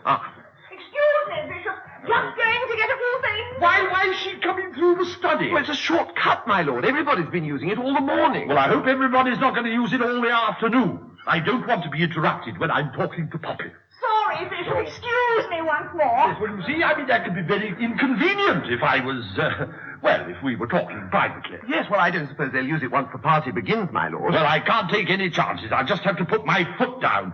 Oh, Lord, here's another of them. Excuse me, madam. What's that, Bishop? Henry! Why are you dressed up like a gypsy? It's my fortune-telling rig. I hired it specially. But you didn't dress up as a woman last year, Archdeacon. No, this is one of the improvements. That, Henry, is a matter of opinion. Go on, take it off at once. Why, Bishop? Well, I can't have my Archdeacon walking about looking like Danny LaRue's grandmother. But you won't be walking around, will you, Archdeacon? No, I shall be in my tent. Then you are not to come out of it, Henry. Oh, I won't, Bishop, except to meet her. Meet her? That's out of the question, Henry. She mustn't see you looking like that. It'll give her quite the wrong impression. No, you must promise me that you will stay in your tent. Oh, well, Bishop, if you insist. I do. Now, off you go. Right. I'll just buy my tickets for the tombola. And you won't do that either, Henry, not after last year. Oh, but it's thirsty work telling fortunes. Then go and have a cup of tea. Now, off you go, and be very careful what you tell people. Ah, don't worry, Bishop. I shall only tell them what is in the cards. See you later. Right. Now, is everything ready? Yes, my lord. Everything's under control except the last few tombola tickets. I'd better just do them now. Excuse me, may I come in? No, madam, no one may come through my... Poppy! Oh. Poppy, it's you! Oh, hello, Piggy. Am I a bit early? No, of course not. How could you be? Do come in. Oh, thank you. Let me introduce you to my chaplain, Mervyn Newt. How do you do? Oh, dear, what an honor. What an honor. I shall treasure this moment always. Oh, really, I shall. I shall. William? Did you have a good journey? Oh, wonderful, thank you. Well, now, come along and sit down. We've got about half an hour before the garden party begins, and I want to talk to you. Oh, about the opening? Well, that and other things. Newt. Yes, my lord? Haven't you got something to do? No, my lord. Are you sure, Newt, that you haven't? Yes, my lord. What about the tickets for the tombola? Oh, yes, I'd better sit down and do them. No, Newt, outside, don't you think? Outside? Yes, Newt, outside. Outside? Oh, yes, of course, outside. Yes, outside. Now, Poppy. Oh, it's so nice to see you here. Oh, it's nice to be here, Piggy. Is it, Poppy? Is it really? Yes, of course. Well, I thought as soon as the opening's over, we'll come back here and have tea, just the two of us, on our own. Oh, but what about Geoffrey? Geoffrey? Who's Geoffrey? Oh, you remember Geoffrey Plumstead from the tennis club? What? You don't mean to say he's coming? Oh, of course. He brought me down in his car. He's having a little trouble parking. May I come in? Oh, there you are. You remember Piggy Heaver, don't you? Of course. How are you, Piggy, old chap? Good heavens, you have filled out. Oh, Geoffrey, how very nice to see you. No, don't get up. What a nice old place you've got here. Oh, well, I'm glad it meets with your approval. Rather. Of course, it's all thrown in, I suppose. Goes with the job, eh? It is the bishop's residence, certainly. Yes. You know, you've done very well, Piggy. Do you think so? Yes. And that's what I was saying to Poppy in the car. You were the last person I'd have expected to get anywhere. Really? Well, if you will excuse us, Poppy, my dear. Yes, Piggy? I want to talk to you about the opening, and we can't very well talk here. Oh, can't we? Why not? Well, because I want to show you my rose garden. Oh, what a good idea. If you will excuse us, Geoffrey? No fear, I'm coming too. What? What for? I mean, you don't want to come in. Yes, I do. I'm rather keen on roses. Oh, very well. Come on through here.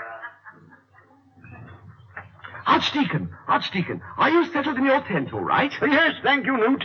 Have you brought my tombola tickets? No, but I thought you'd like to know Mrs. Arnold's arrived. Really? What's she like? Oh, she's charming, absolutely charming. She's got the most lovely fair hair. Blonde. Oh, excuse me. No, Archdeacon, where are you going? I'm a serious one. No, Archdeacon. The bishop said you mustn't leave the tent. Oh, don't worry, I won't let anyone see me. There now. Though I say it myself, I think those cakes look an absolute picture. They certainly do, my love. Newt? Yes, Mrs. Pukinchley. Has she arrived? She has, and she's absolutely charming. Really? Where is she? In the study with the bishop. Excuse me, I've got to finish the tombola tickets before the party starts. Of course. Now, I think I'll go and introduce myself. Is that wise, my love? Well, I don't see why not. Suppose he wants to be alone with her. Well, if he does, I'm sure she'd wish to know there's another woman about for her own safety. Come along. Now, where is this charming blonde? Good gracious.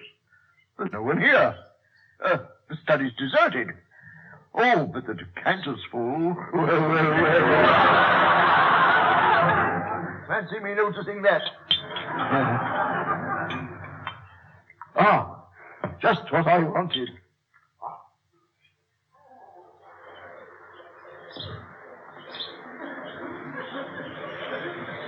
Can you see her, my love?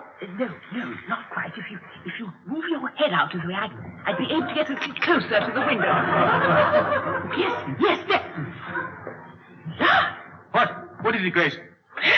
She's not at all what I expected. What's she like? Well, she looks rather bohemian. She's got dyed black hair and a scarf round her head and earrings. Dear me, I don't think I could make a friend of her, Lionel. Grace, remember, we mustn't judge by appearances. I'm not. You should see what she's doing. Drinking, Lionel. She's just drunk a huge glass of sherry. Now she's pouring herself another. Great heavens. What? She's drunk it in one gulp. Dear me, she sounds a hard case. Now she's picking up the decanter. Good gracious, she's coming to the windows. Quick, Lionel, help me. Behind this bush, quick. There. Look, you see? She's gone straight into that shrubbery, carrying the decanter. Did you ever see anything like it? Never, Grace, never. What can it mean? It means that we can't rely on her to curb the bishop's self-indulgence. Have you met Mrs. Arnold? No, Newt, but we've seen her. We certainly have. Isn't she attractive? Attractive? Well, I must say there's no accounting for some people's tastes. Come along, Lionel. Coming, my love.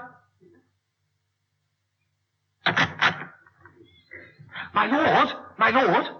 Yes, Newt, what is it? Oh, there you are. Where's Mrs. Arnold? Oh, she's coming, Newt. Have you asked her yet? No, I have not. Oh, dear. Did you get shy again? I haven't had a chance to get anything, Newt. Why not? That makes it came fat and bad. Oh, there you are, Piggy. I'm sorry we lost you. Who's this? Mervyn Newt, my domestic chap. Ah, the chap who does all the work, I suppose. What a very nice thing to say, Miss Thurber. Plumstead, Geoffrey Plumstead. Oh, are you the red-headed lout? You used to have red hair. Yes. How do you know? The bishop mentioned it.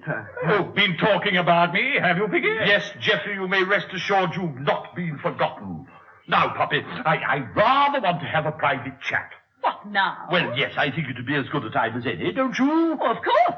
In that case, I'll leave you both alone. Come along, Mervyn. You can show me where the party is to be. Now, come along. Yes, but... What's the matter, old chap? Well, I wanted to talk to Poppy. What about? Oh, nothing, just a private matter. I suppose you want to propose to her. Why ever should you think that? Well, you did last time. Last time? That night at the tennis club dance when you trailed round after her all evening. You knew I wanted to propose? Of course. Then why did you keep getting in the way? Frankly, old chap, she wasn't very impressed with your game. My game? What game? Tennis, old chap. Oh, and what had that got to do with it? Everything. You know what girls are. That service of yours would have put anyone off. Oh, really? I cannot imagine Poppy's decision will be affected by my tennis when I propose to her, as I intend to today. Why not? Well, without wishing to be rude, some of us have given up tennis. Looking at you, I'd say that was pretty obvious. I mean, some of us are concerned with more important things than a mere game. Mere? What do you mean, mere? You only say that because you can't play. Rubbish! And there's no need to get excited. I'm not getting excited. You're the one who's getting excited. And if I were in your condition, I'd worry about my blood pressure. Oh, there's nothing wrong with my blood pressure. Where are you going? Out into the garden until you cool down. I don't need to cool down. Oh, really, this is too much. Oh, I was just steadying my nerves. Now, where on earth is the decanter? My lord. Oh, yes, Dean, yes. Oh, Mrs. Buckley-Slip. I hope you'll forgive this intrusion, Bishop, but we feel we must speak with you. No, really? Is it important? Extremely. May we sit down? Oh, yes, of course. Please do, please do. Well, Dean, what's it all about? Well, my lord, frankly, it concerns your proposed marriage. What? Who told you about that? Your chaplain. In the strictest confidence. Well, did he? Well, what do you want to say? Have you come to congratulate me? No, my lord, frankly, we've come to beg you to think it over. A large gap in age can put an added strain on a marriage, my lord. But I'm only a couple of years older than this lady, ma'am. Older? You are older? Well, of course. She can't have taken care of her skin, Lionel. It would appear she hasn't taken care of anything, my love. I don't know what you are insinuating, Dean, but I must tell you I strongly resent any suggestion that Mrs. Arnold is not an extremely handsome woman. Yeah, of course, my lord. We must remember beauty is in the eye of the beholder, Grace. We certainly must, Lionel. But, my lord, do you feel this lady is adequate to the position she'll have to fulfill? In what sense? Well, morally. Oh, how dare! Well, what about socially, Bishop? Remember, she'll have to take over the chairmanship of the Ladies' Guild, the Mothers' Union, the Friends of the Cathedral, the Clergy-Wives Association, the Tomb-Cleaning Circle.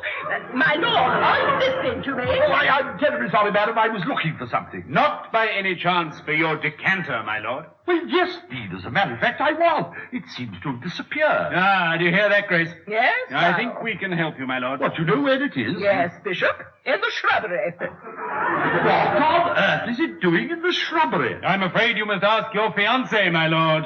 Poppy? Did she take it? She not only took it, my lord, she was drinking the contents when she disappeared behind the laurel bush. Oh, I don't believe I can assure you it gives us no pleasure to have to tell you, my lord. But we feel it is our duty. We cannot stand by and watch you throw yourself away on such a shameless creature. Poppy? A shameless creature? I should like to know what's given you such an idea. Bishop! I've got something to tell you. There, the person herself. Henry, what are you doing with my decanter? This? I took it by mistake. Archdeacon! Archdeacon? Yes? Why are you dressed in these ridiculous clothes? We thought you were someone else. Someone? You didn't think he was Mrs. Arnold? I fear we did, my lord. You imagine that I'd marry a moth-eaten old rat bag like her? I resent that, Bishop. Not nearly as much as I do, Henry. Lionel, take me home. Now, my love? Yes, now. But the party hasn't started. I don't care. Never mind the party. I can't take any more. Oh, very well, my love. Will you excuse us, my lord? Yes, of course, Dean, of course. Thank you, Bishop. You seem to forget, Lionel. I've been up since 5. Indeed, I don't. But there is something that you seem to forget, Grace. Oh, what's that? To get you up, I had to be up at 5:15. Henry, I told you to stay in your tent. What will Mrs. Arnold say if she sees you? She's seen me, Bishop. Oh, well, of course, that's done it. Not that I have much hope left in that quarter anyway. But you have, Bishop. You think so, Henry? Oh, I know it. She's going to marry you. How do you know? I've just told her fortune. It's in the cards.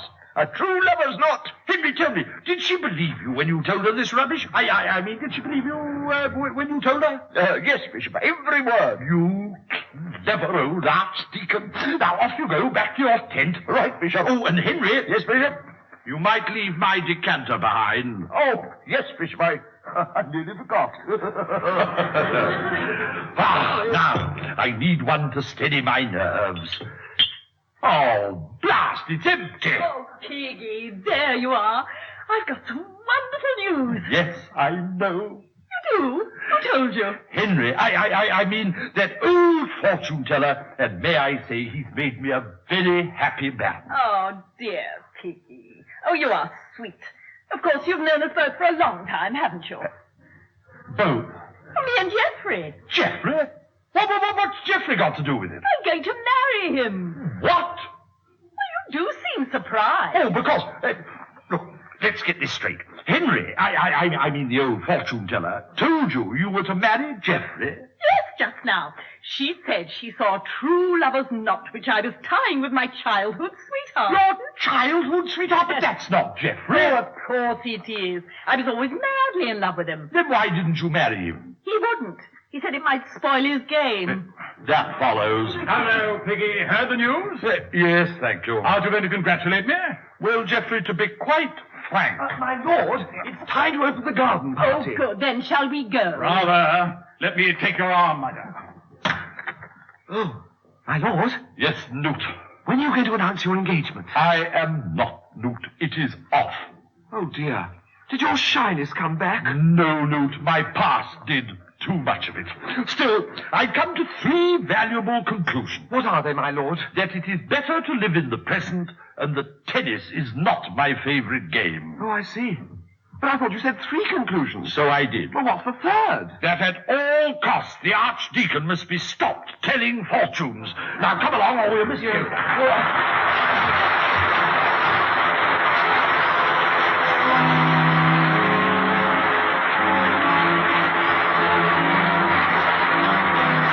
that episode of All Gas and Gaiters, the parts were played as follows. The Archdeacon, Robertson Hare, the Bishop, William Mervyn, the Dean, John Barron, the Chaplain, Jonathan Cecil, Mrs. Pugh Critchley, Joan Sanderson, Poppy, Betty Huntley Wright, Geoffrey, Alan Cuthbertson, Mrs. Russell, Pat Keane.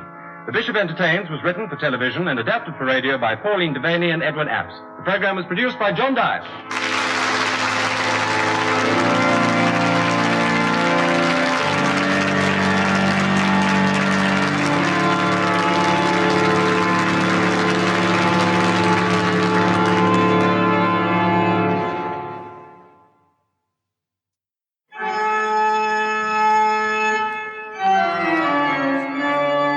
We present All Gas and Gaiters.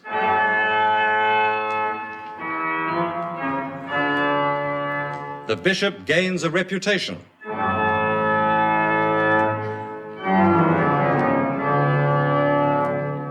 Starring Robertson Hare, William Mervyn, John Barron, and Jonathan Cecil.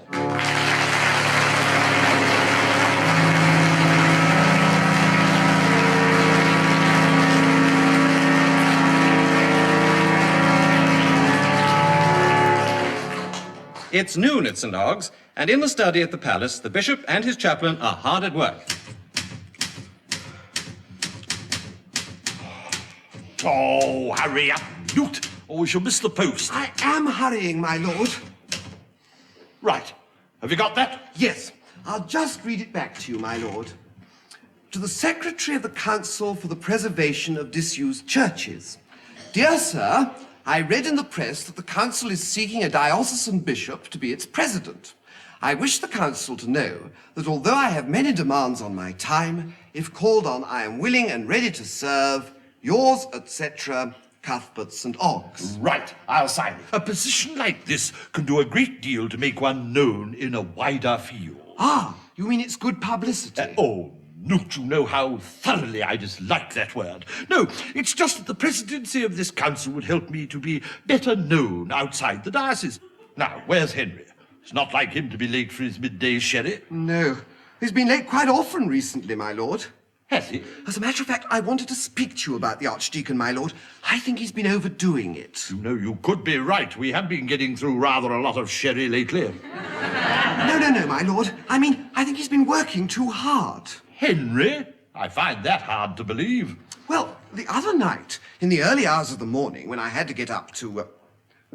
when I had to get up, I noticed the lights were on in the archdeaconry. In the early hours of the morning? How extraordinary. Well, that's what I thought, my lord. And then he's been so tired. Has he? He yawned right through Matins last Wednesday. Well, Newt, we are all human, you know. And at evensong yesterday, during the sermon, he actually went to sleep. Well, even that doesn't prove anything. Who was preaching? He was, my lord. That makes a bit of a difference, doesn't it? Poor old Henry. See who that is, will you, Newt? Yes, my lord. Hello? Oh, yes, Mrs. Banner. He did? Oh, right, I'll tell the bishop. It's the Archdeacon's housekeeper, my lord. He's asked her to ring and say he's had to go to London and won't be back till this evening. London? Where's he gone in London? Mrs. Banner, do you know where the Archdeacon's gone to in London? He has? Are you sure? Oh, well, thank you. She says it's an address in Harley Street, my lord. Harley Street? Good gracious. Oh, my lord, he must be ill. He must be very ill indeed.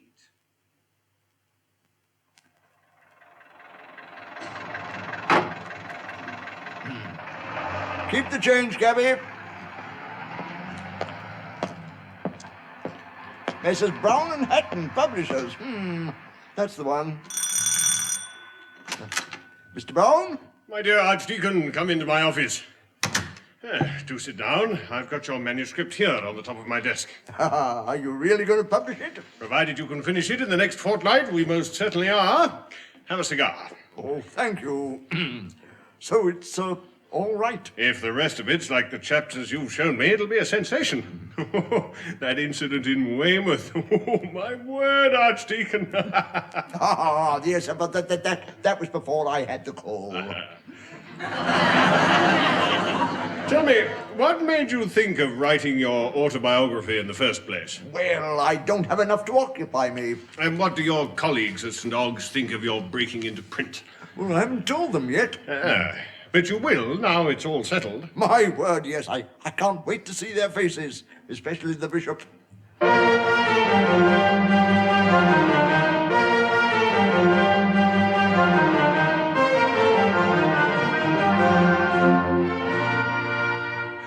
What's the time, Newt? Just after 7, my lord. He should be back any minute. Oh, poor old Henry. Still, just because he's gone to Harley Street doesn't necessarily mean it's serious. Doesn't it, my lord? He was very serious when I had to go there with my face. That'll be him now. Now, go and let him in, Newt, and I'll pour out a glass of sherry. Right, my lord. And Newt... yes, my lord. Don't say anything to make him think we're worried, will you? No, my lord. No, of course not. Archdeacon, how are you feeling? Me? Oh, a bit tired, you know. But I have been to London. Oh, I know, I do know. Now, would you like to rest in the hall here for a few moments? Oh, not particularly. Oh, well then, come into the study. That is, if you can manage it. Oh, thank you. Let me take your arm. Here, steady on. Henry, dear old friend, how are you? He says he's tired, my Well, lord. of course. I've got a confession to make, Bishop. All in good time. Now, Henry, dear old friend, come along. Sit down. Oh, thank you. No, Newt, bring that cushion. Yes, here, Archdeacon. Put this behind your head. Now, is that comfortable? Yes, thank you. Bishop, I've been keeping something from you. All in good time, Henry, dear old friend. Just drink this glass of sherry. No. Thank you, Bishop. Archdeacon! But Henry, dear old friend, in all the years I've known you, you've never refused a glass of sherry. Well, I am today, Bishop. But why? Because I've got this bottle of champagne instead. Crikey Moses! Champagne, Henry, but why? Because we are celebrating. Celebrate? Oh, then the news is good. It certainly is, Bishop. He's given me another 2 weeks. 2 weeks? Oh, Henry, is that all? Oh, it'll be enough, Bishop. Oh, don't say that, Archdeacon. Oh, surely you would have wished for a little longer than that, dear friend. No, Bishop, no. I'm getting bored with it. Oh. Tell me, Henry, have you thought what you are going to do during the next 2 weeks? Me, Bishop? Oh, I shall shut myself in my bedroom and get on with it.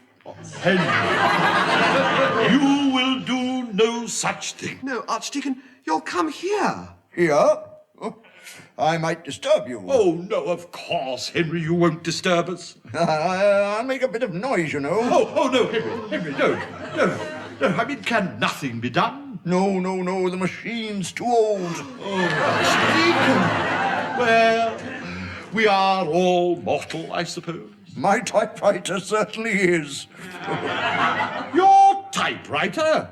Henry, what are you talking about? My book, Bishop. What book? Has the doctor given you a book, Archdeacon? Doctor? I haven't been to any doctor. But then why did you go to Harley Street? To see my publisher, Bishop. Here, read this. What is it? It's a publisher's handout, my lord. What's it say? A book in active preparation is the autobiography of the Venerable Henry Blount, Archdeacon of St. Ogg's. Autobiography? What does this mean? It's a life of someone written by himself. Oh, I know that. But Henry, what have you been up to? Whatever made you want to write a book? Well, Bishop, I don't have enough to occupy me. Oh, I see. Well, what else does that handout say, Newt? This frank and honest account of his life and work by a senior churchman will delight and surprise many. His account of his early life, especially one incident in Weymouth, shows that the permissive society is by no means as new as some people would have us believe. Crikey, Moses! My dear Henry, what was this incident in Weymouth? A widow, Bishop. Oh.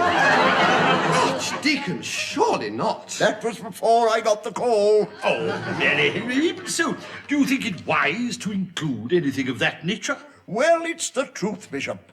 There's no point in writing your life if you don't tell the truth. Oh, well, what else does it say, Newt? The Archdeacon Looks Back is likely to prove one of the highlights of the spring list. Interviewed recently, the Archdeacon commented, "I've enjoyed writing it and am surprised to find I have total recall." Total recall? Did you really say that, Henry? I can't remember, Bishop. Archdeacon, is anyone here mentioned in the book? Oh, of course. You're in it, Bishop. Am I, Henry? In what connection? Not anything to do with Weymouth, I trust. No. I've just tried to say what a good bishop you are, Bishop. Ah, Henry, dear old friend, how very nice of you. I must see this at once. Have you got it with you? No, Bishop, no. The Dean has got it. The Dean? Why on earth did you show it to him? Well, I haven't, Bishop. He was on the train and I happened to mention it. You mean he took it? But couldn't you stop him? You know the Dean, Bishop. Oh, yes, I certainly do, Henry. Still, never mind. Let's have some of this champagne. Whoa. Get the glasses, Newt. Right. See who that is, Newt. Right, my lord. Come on, Henry. Hold out your glass.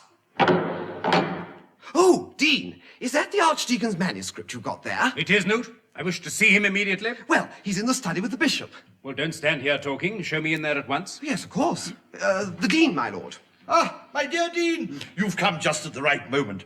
We are about to toast the Archdeacon's book. To do so would be premature, my lord. What do you mean? It cannot be published. Why ever not? Chapter 8 is unacceptable. Oh, is that about Weymouth, Dean? No, that is Chapter 3. And I'm bound to say, Archdeacon, I'm amazed that you thought fit to include it. It was before I got the call. Then it is a great pity the call did not come sooner. However, I am more concerned with Chapter 8. What's that about, Henry? I can't remember, Bishop. Let me refresh your memory, Archdeacon. It describes our visit to St. Mary's Ringmold for the bicentenary service. Oh, what a happy day that was. What's wrong with the Archdeacon describing that, Dean? You may remember our arrival at the church was marred by an embarrassment, my lord. An embarrassment? I wasn't embarrassed. Were you, Henry? No, Bishop. Were you embarrassed, Newt? No, no more than usual, my lord. I was embarrassed. Oh, yes, Dean. I remember. Your surplice was dirty. My wife had packed a dirty surplice by mistake. Oh, yes, that's right. And the vicar had to lend you his spare one. Yes, do you remember, my lord? You said it was surplus to his requirements.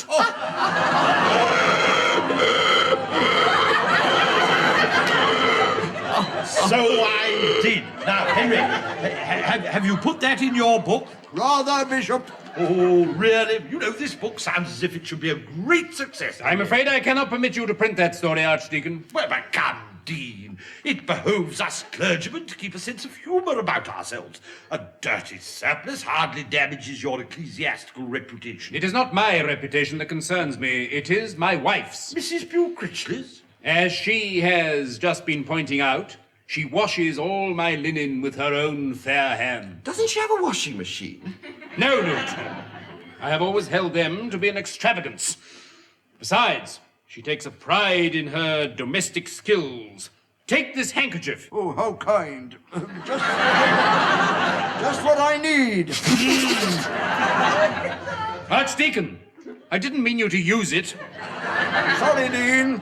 My wife wished me to show it to you, to illustrate the quality of her work. Look, my lord, isn't that clean? Yes, Dean. Well, at least I'm sure it was. Yes, and it was beautifully ironed. It is 15 years old. Well. She asked me to say that, particularly. Well, I expect you can rewrite that chapter, Henry, so long as you keep my remark in. Well, won't that be rather difficult, my lord? Why should it be? Well, if he's not to mention the surplice... Well, of course he must mention the surplice. Indeed he must not, my lord. Well, we can say it was your surplice that was dirty, Henry. Ah, but it's not true, Bishop. And the vicar's surplice wouldn't have fitted the Archdeacon, my lord. No, I'm sorry, Dean. It looks as though the Archdeacon will have to keep the story as it is. My wife will never agree to it. But it's the truth. So it is, Henry. Dean, surely as a Christian priest, you would wish the Archdeacon to tell the truth in his book. One cannot trample on people's susceptibilities, my lord. My dear Dean, where would the Church of England be if Martin Luther had worried about people's susceptibilities? The liberty to speak and write the truth without fear or favour is our greatest heritage. Oh, yes, Dean, that's true. But I can't have my wife upset, my lord. Do you mean to tell us that rather than upset your wife, you would be prepared to muzzle the truth? Well, if you put it like that... I do put it like that, Dean. Very well. I will go and tell her what you say. Would you like a glass of champagne before you go? Thank you, that will not be necessary. Good evening, gentlemen. Oh, thank you, Bishop. Oh, it was a pleasure, Henry, a pleasure. I've no time for people who can't laugh at themselves. Now, I want to see the manuscript. Oh, so do I. Well, you can't both have it. Couldn't I read it aloud so we can all hear? What an excellent notion. Henry, what shall we read? Other than chapter 3. Well, chapter 9 is fun, Bishop. What's that? Oh, the time you were late for confirmation. I was? Oh, yes, you remember, my lord. You were 2 hours late. You overslept. I did not oversleep. I was meditating. So you said, Bishop. Here, note. Oh, is this it? Wait a minute. The memory of the bishop, in shirt sleeves and braces, his gaiters unbuttoned, running through the cloisters, shouting, "I was meditating, I was meditating," is something I shall never forget. The effect was not lost on the choir boys.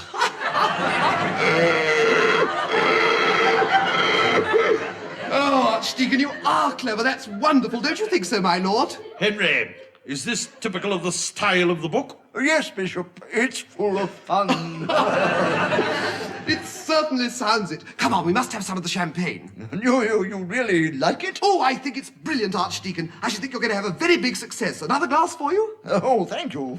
I really congratulate you. Another for you, my lord? No, thank you, Luke. But Bishop, you must. Aren't you going to toast the Archdeacon? No, Henry, if you will excuse me, I suddenly don't feel like champagne. It's nothing serious, is it, my lord? That remains to be seen. What a shame. Still, never mind. To your success, Archdeacon. Thank you, Newt. Oh, I've suddenly thought of something, my lord. What, Newt? Well, you know you were saying this morning you wish you were better known outside the diocese. Well, this book should be rather a help in that direction, don't you think? Yes, Newt, I do.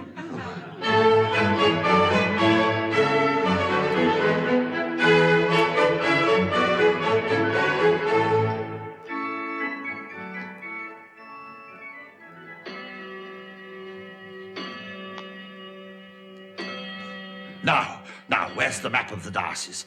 Newt! Newt!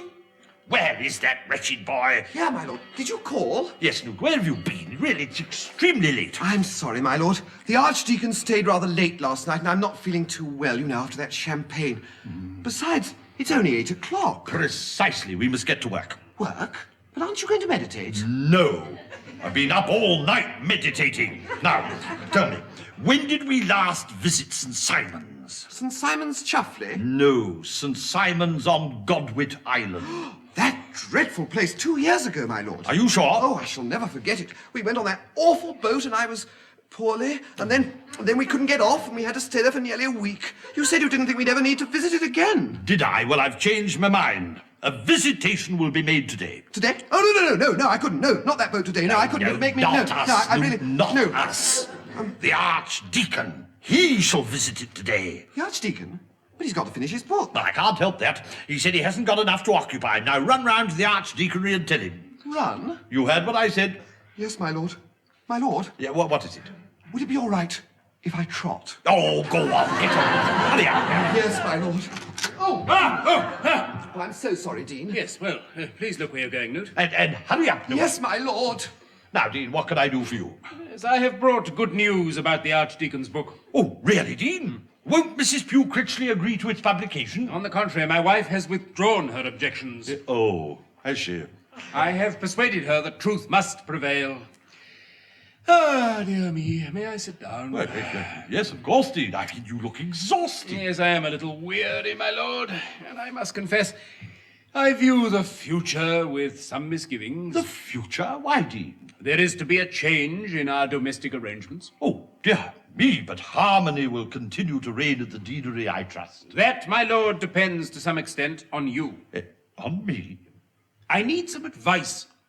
Some personal advice, which I think you can give me.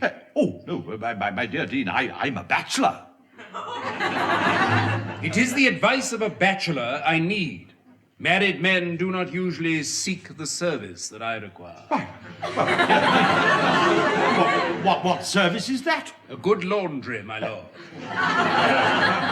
My wife has refused any longer to do my washing. Oh, is that all? All? It's a very serious matter. In this parcel here, I have 2 surplices and 4 collars, as well as a quantity of underclothes, and no notion where to take them. Well, Dean, I think I can give you hope.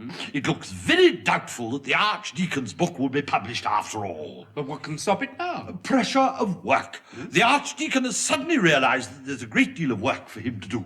The Archdeacon? I can't believe it. Well, nevertheless, it's true. In fact, I happen to know that this morning he's off to make a visitation to St. Simon's, Godwit Island. I'm back, my lord. Newt, have you told the Archdeacon to go to Godwit Island? Yes, my lord. Splendid. But it's going to be very difficult for him to get back. We rang the jetty and they say they'll have to stay there for at least 10 days. Oh, how did he take the news? He's delighted, my lord. Delighted? What about the book? He's taking it with him. He says it's the perfect place to work and he'll probably finish it early. Will he? Well, in that case, Newt, I am going to London. Oh, please, my lord, may I come with you? No, Newt, you can stay here and find the Dean a good laundry. Oh.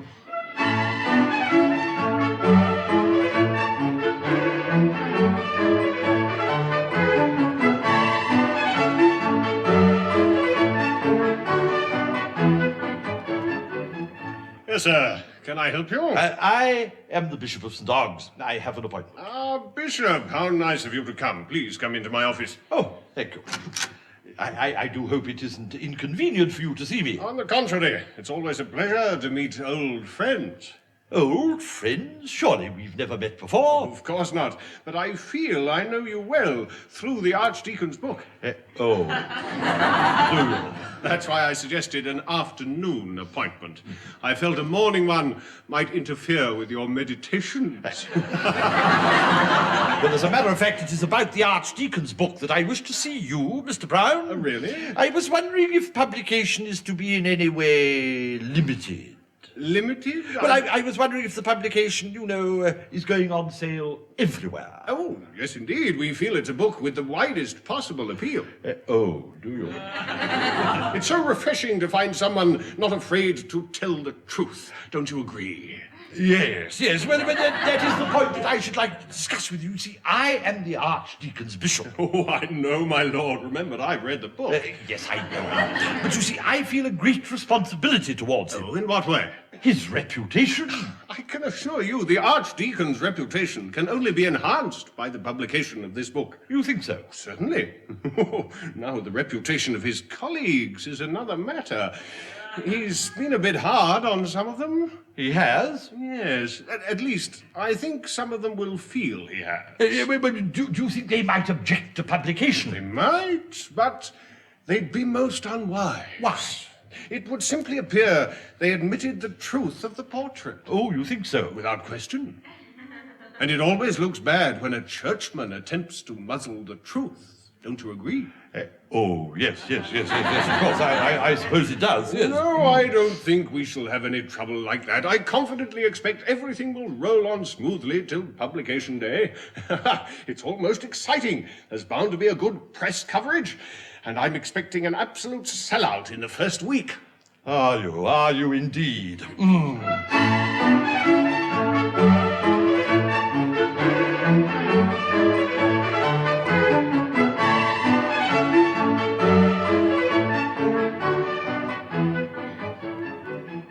It's very odd. They don't seem to have delivered the paper this morning, my lord. No, I cancelled it.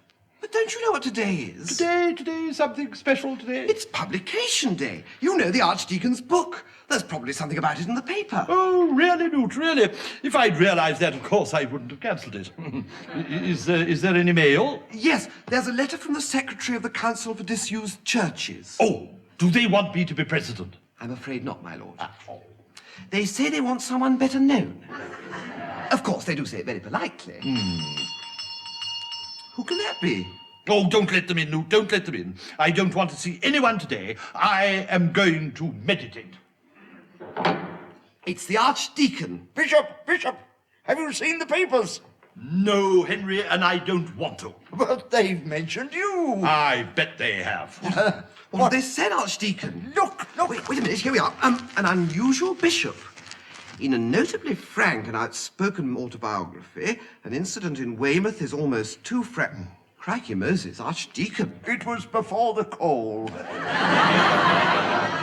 The Archdeacon of St. Ogg's draws a striking portrait of his bishop, Dr. Cuthbert Heaver. At a time when there is general concern for the quality of the episcopate, it is refreshing to hear of a bishop like Dr. Heaver. He emerges from this book as not only a great shepherd and pastor, but as a good and very human man. Henry.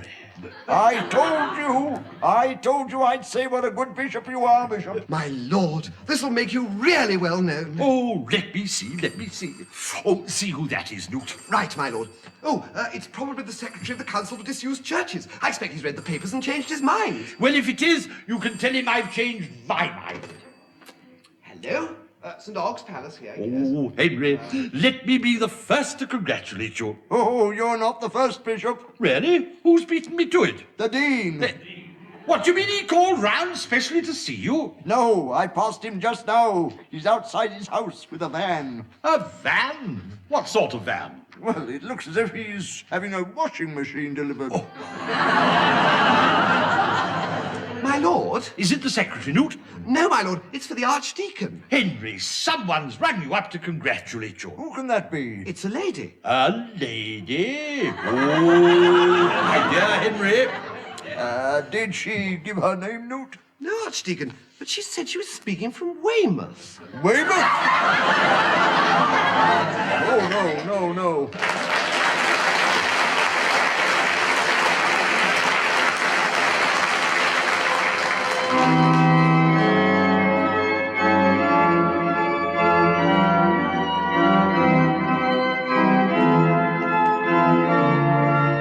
In that episode of All Gas and Gaiters, the parts were played as follows. The Archdeacon, Robertson Hare, the Bishop, William Mervyn, the Dean, John Barron, the Chaplain, Jonathan Cecil, Mr. Brown, Michael Kilgariff. The Bishop Gains a Reputation was written for television and adapted for radio by Pauline Devaney and Edwin Apps. The program was produced by John Dice.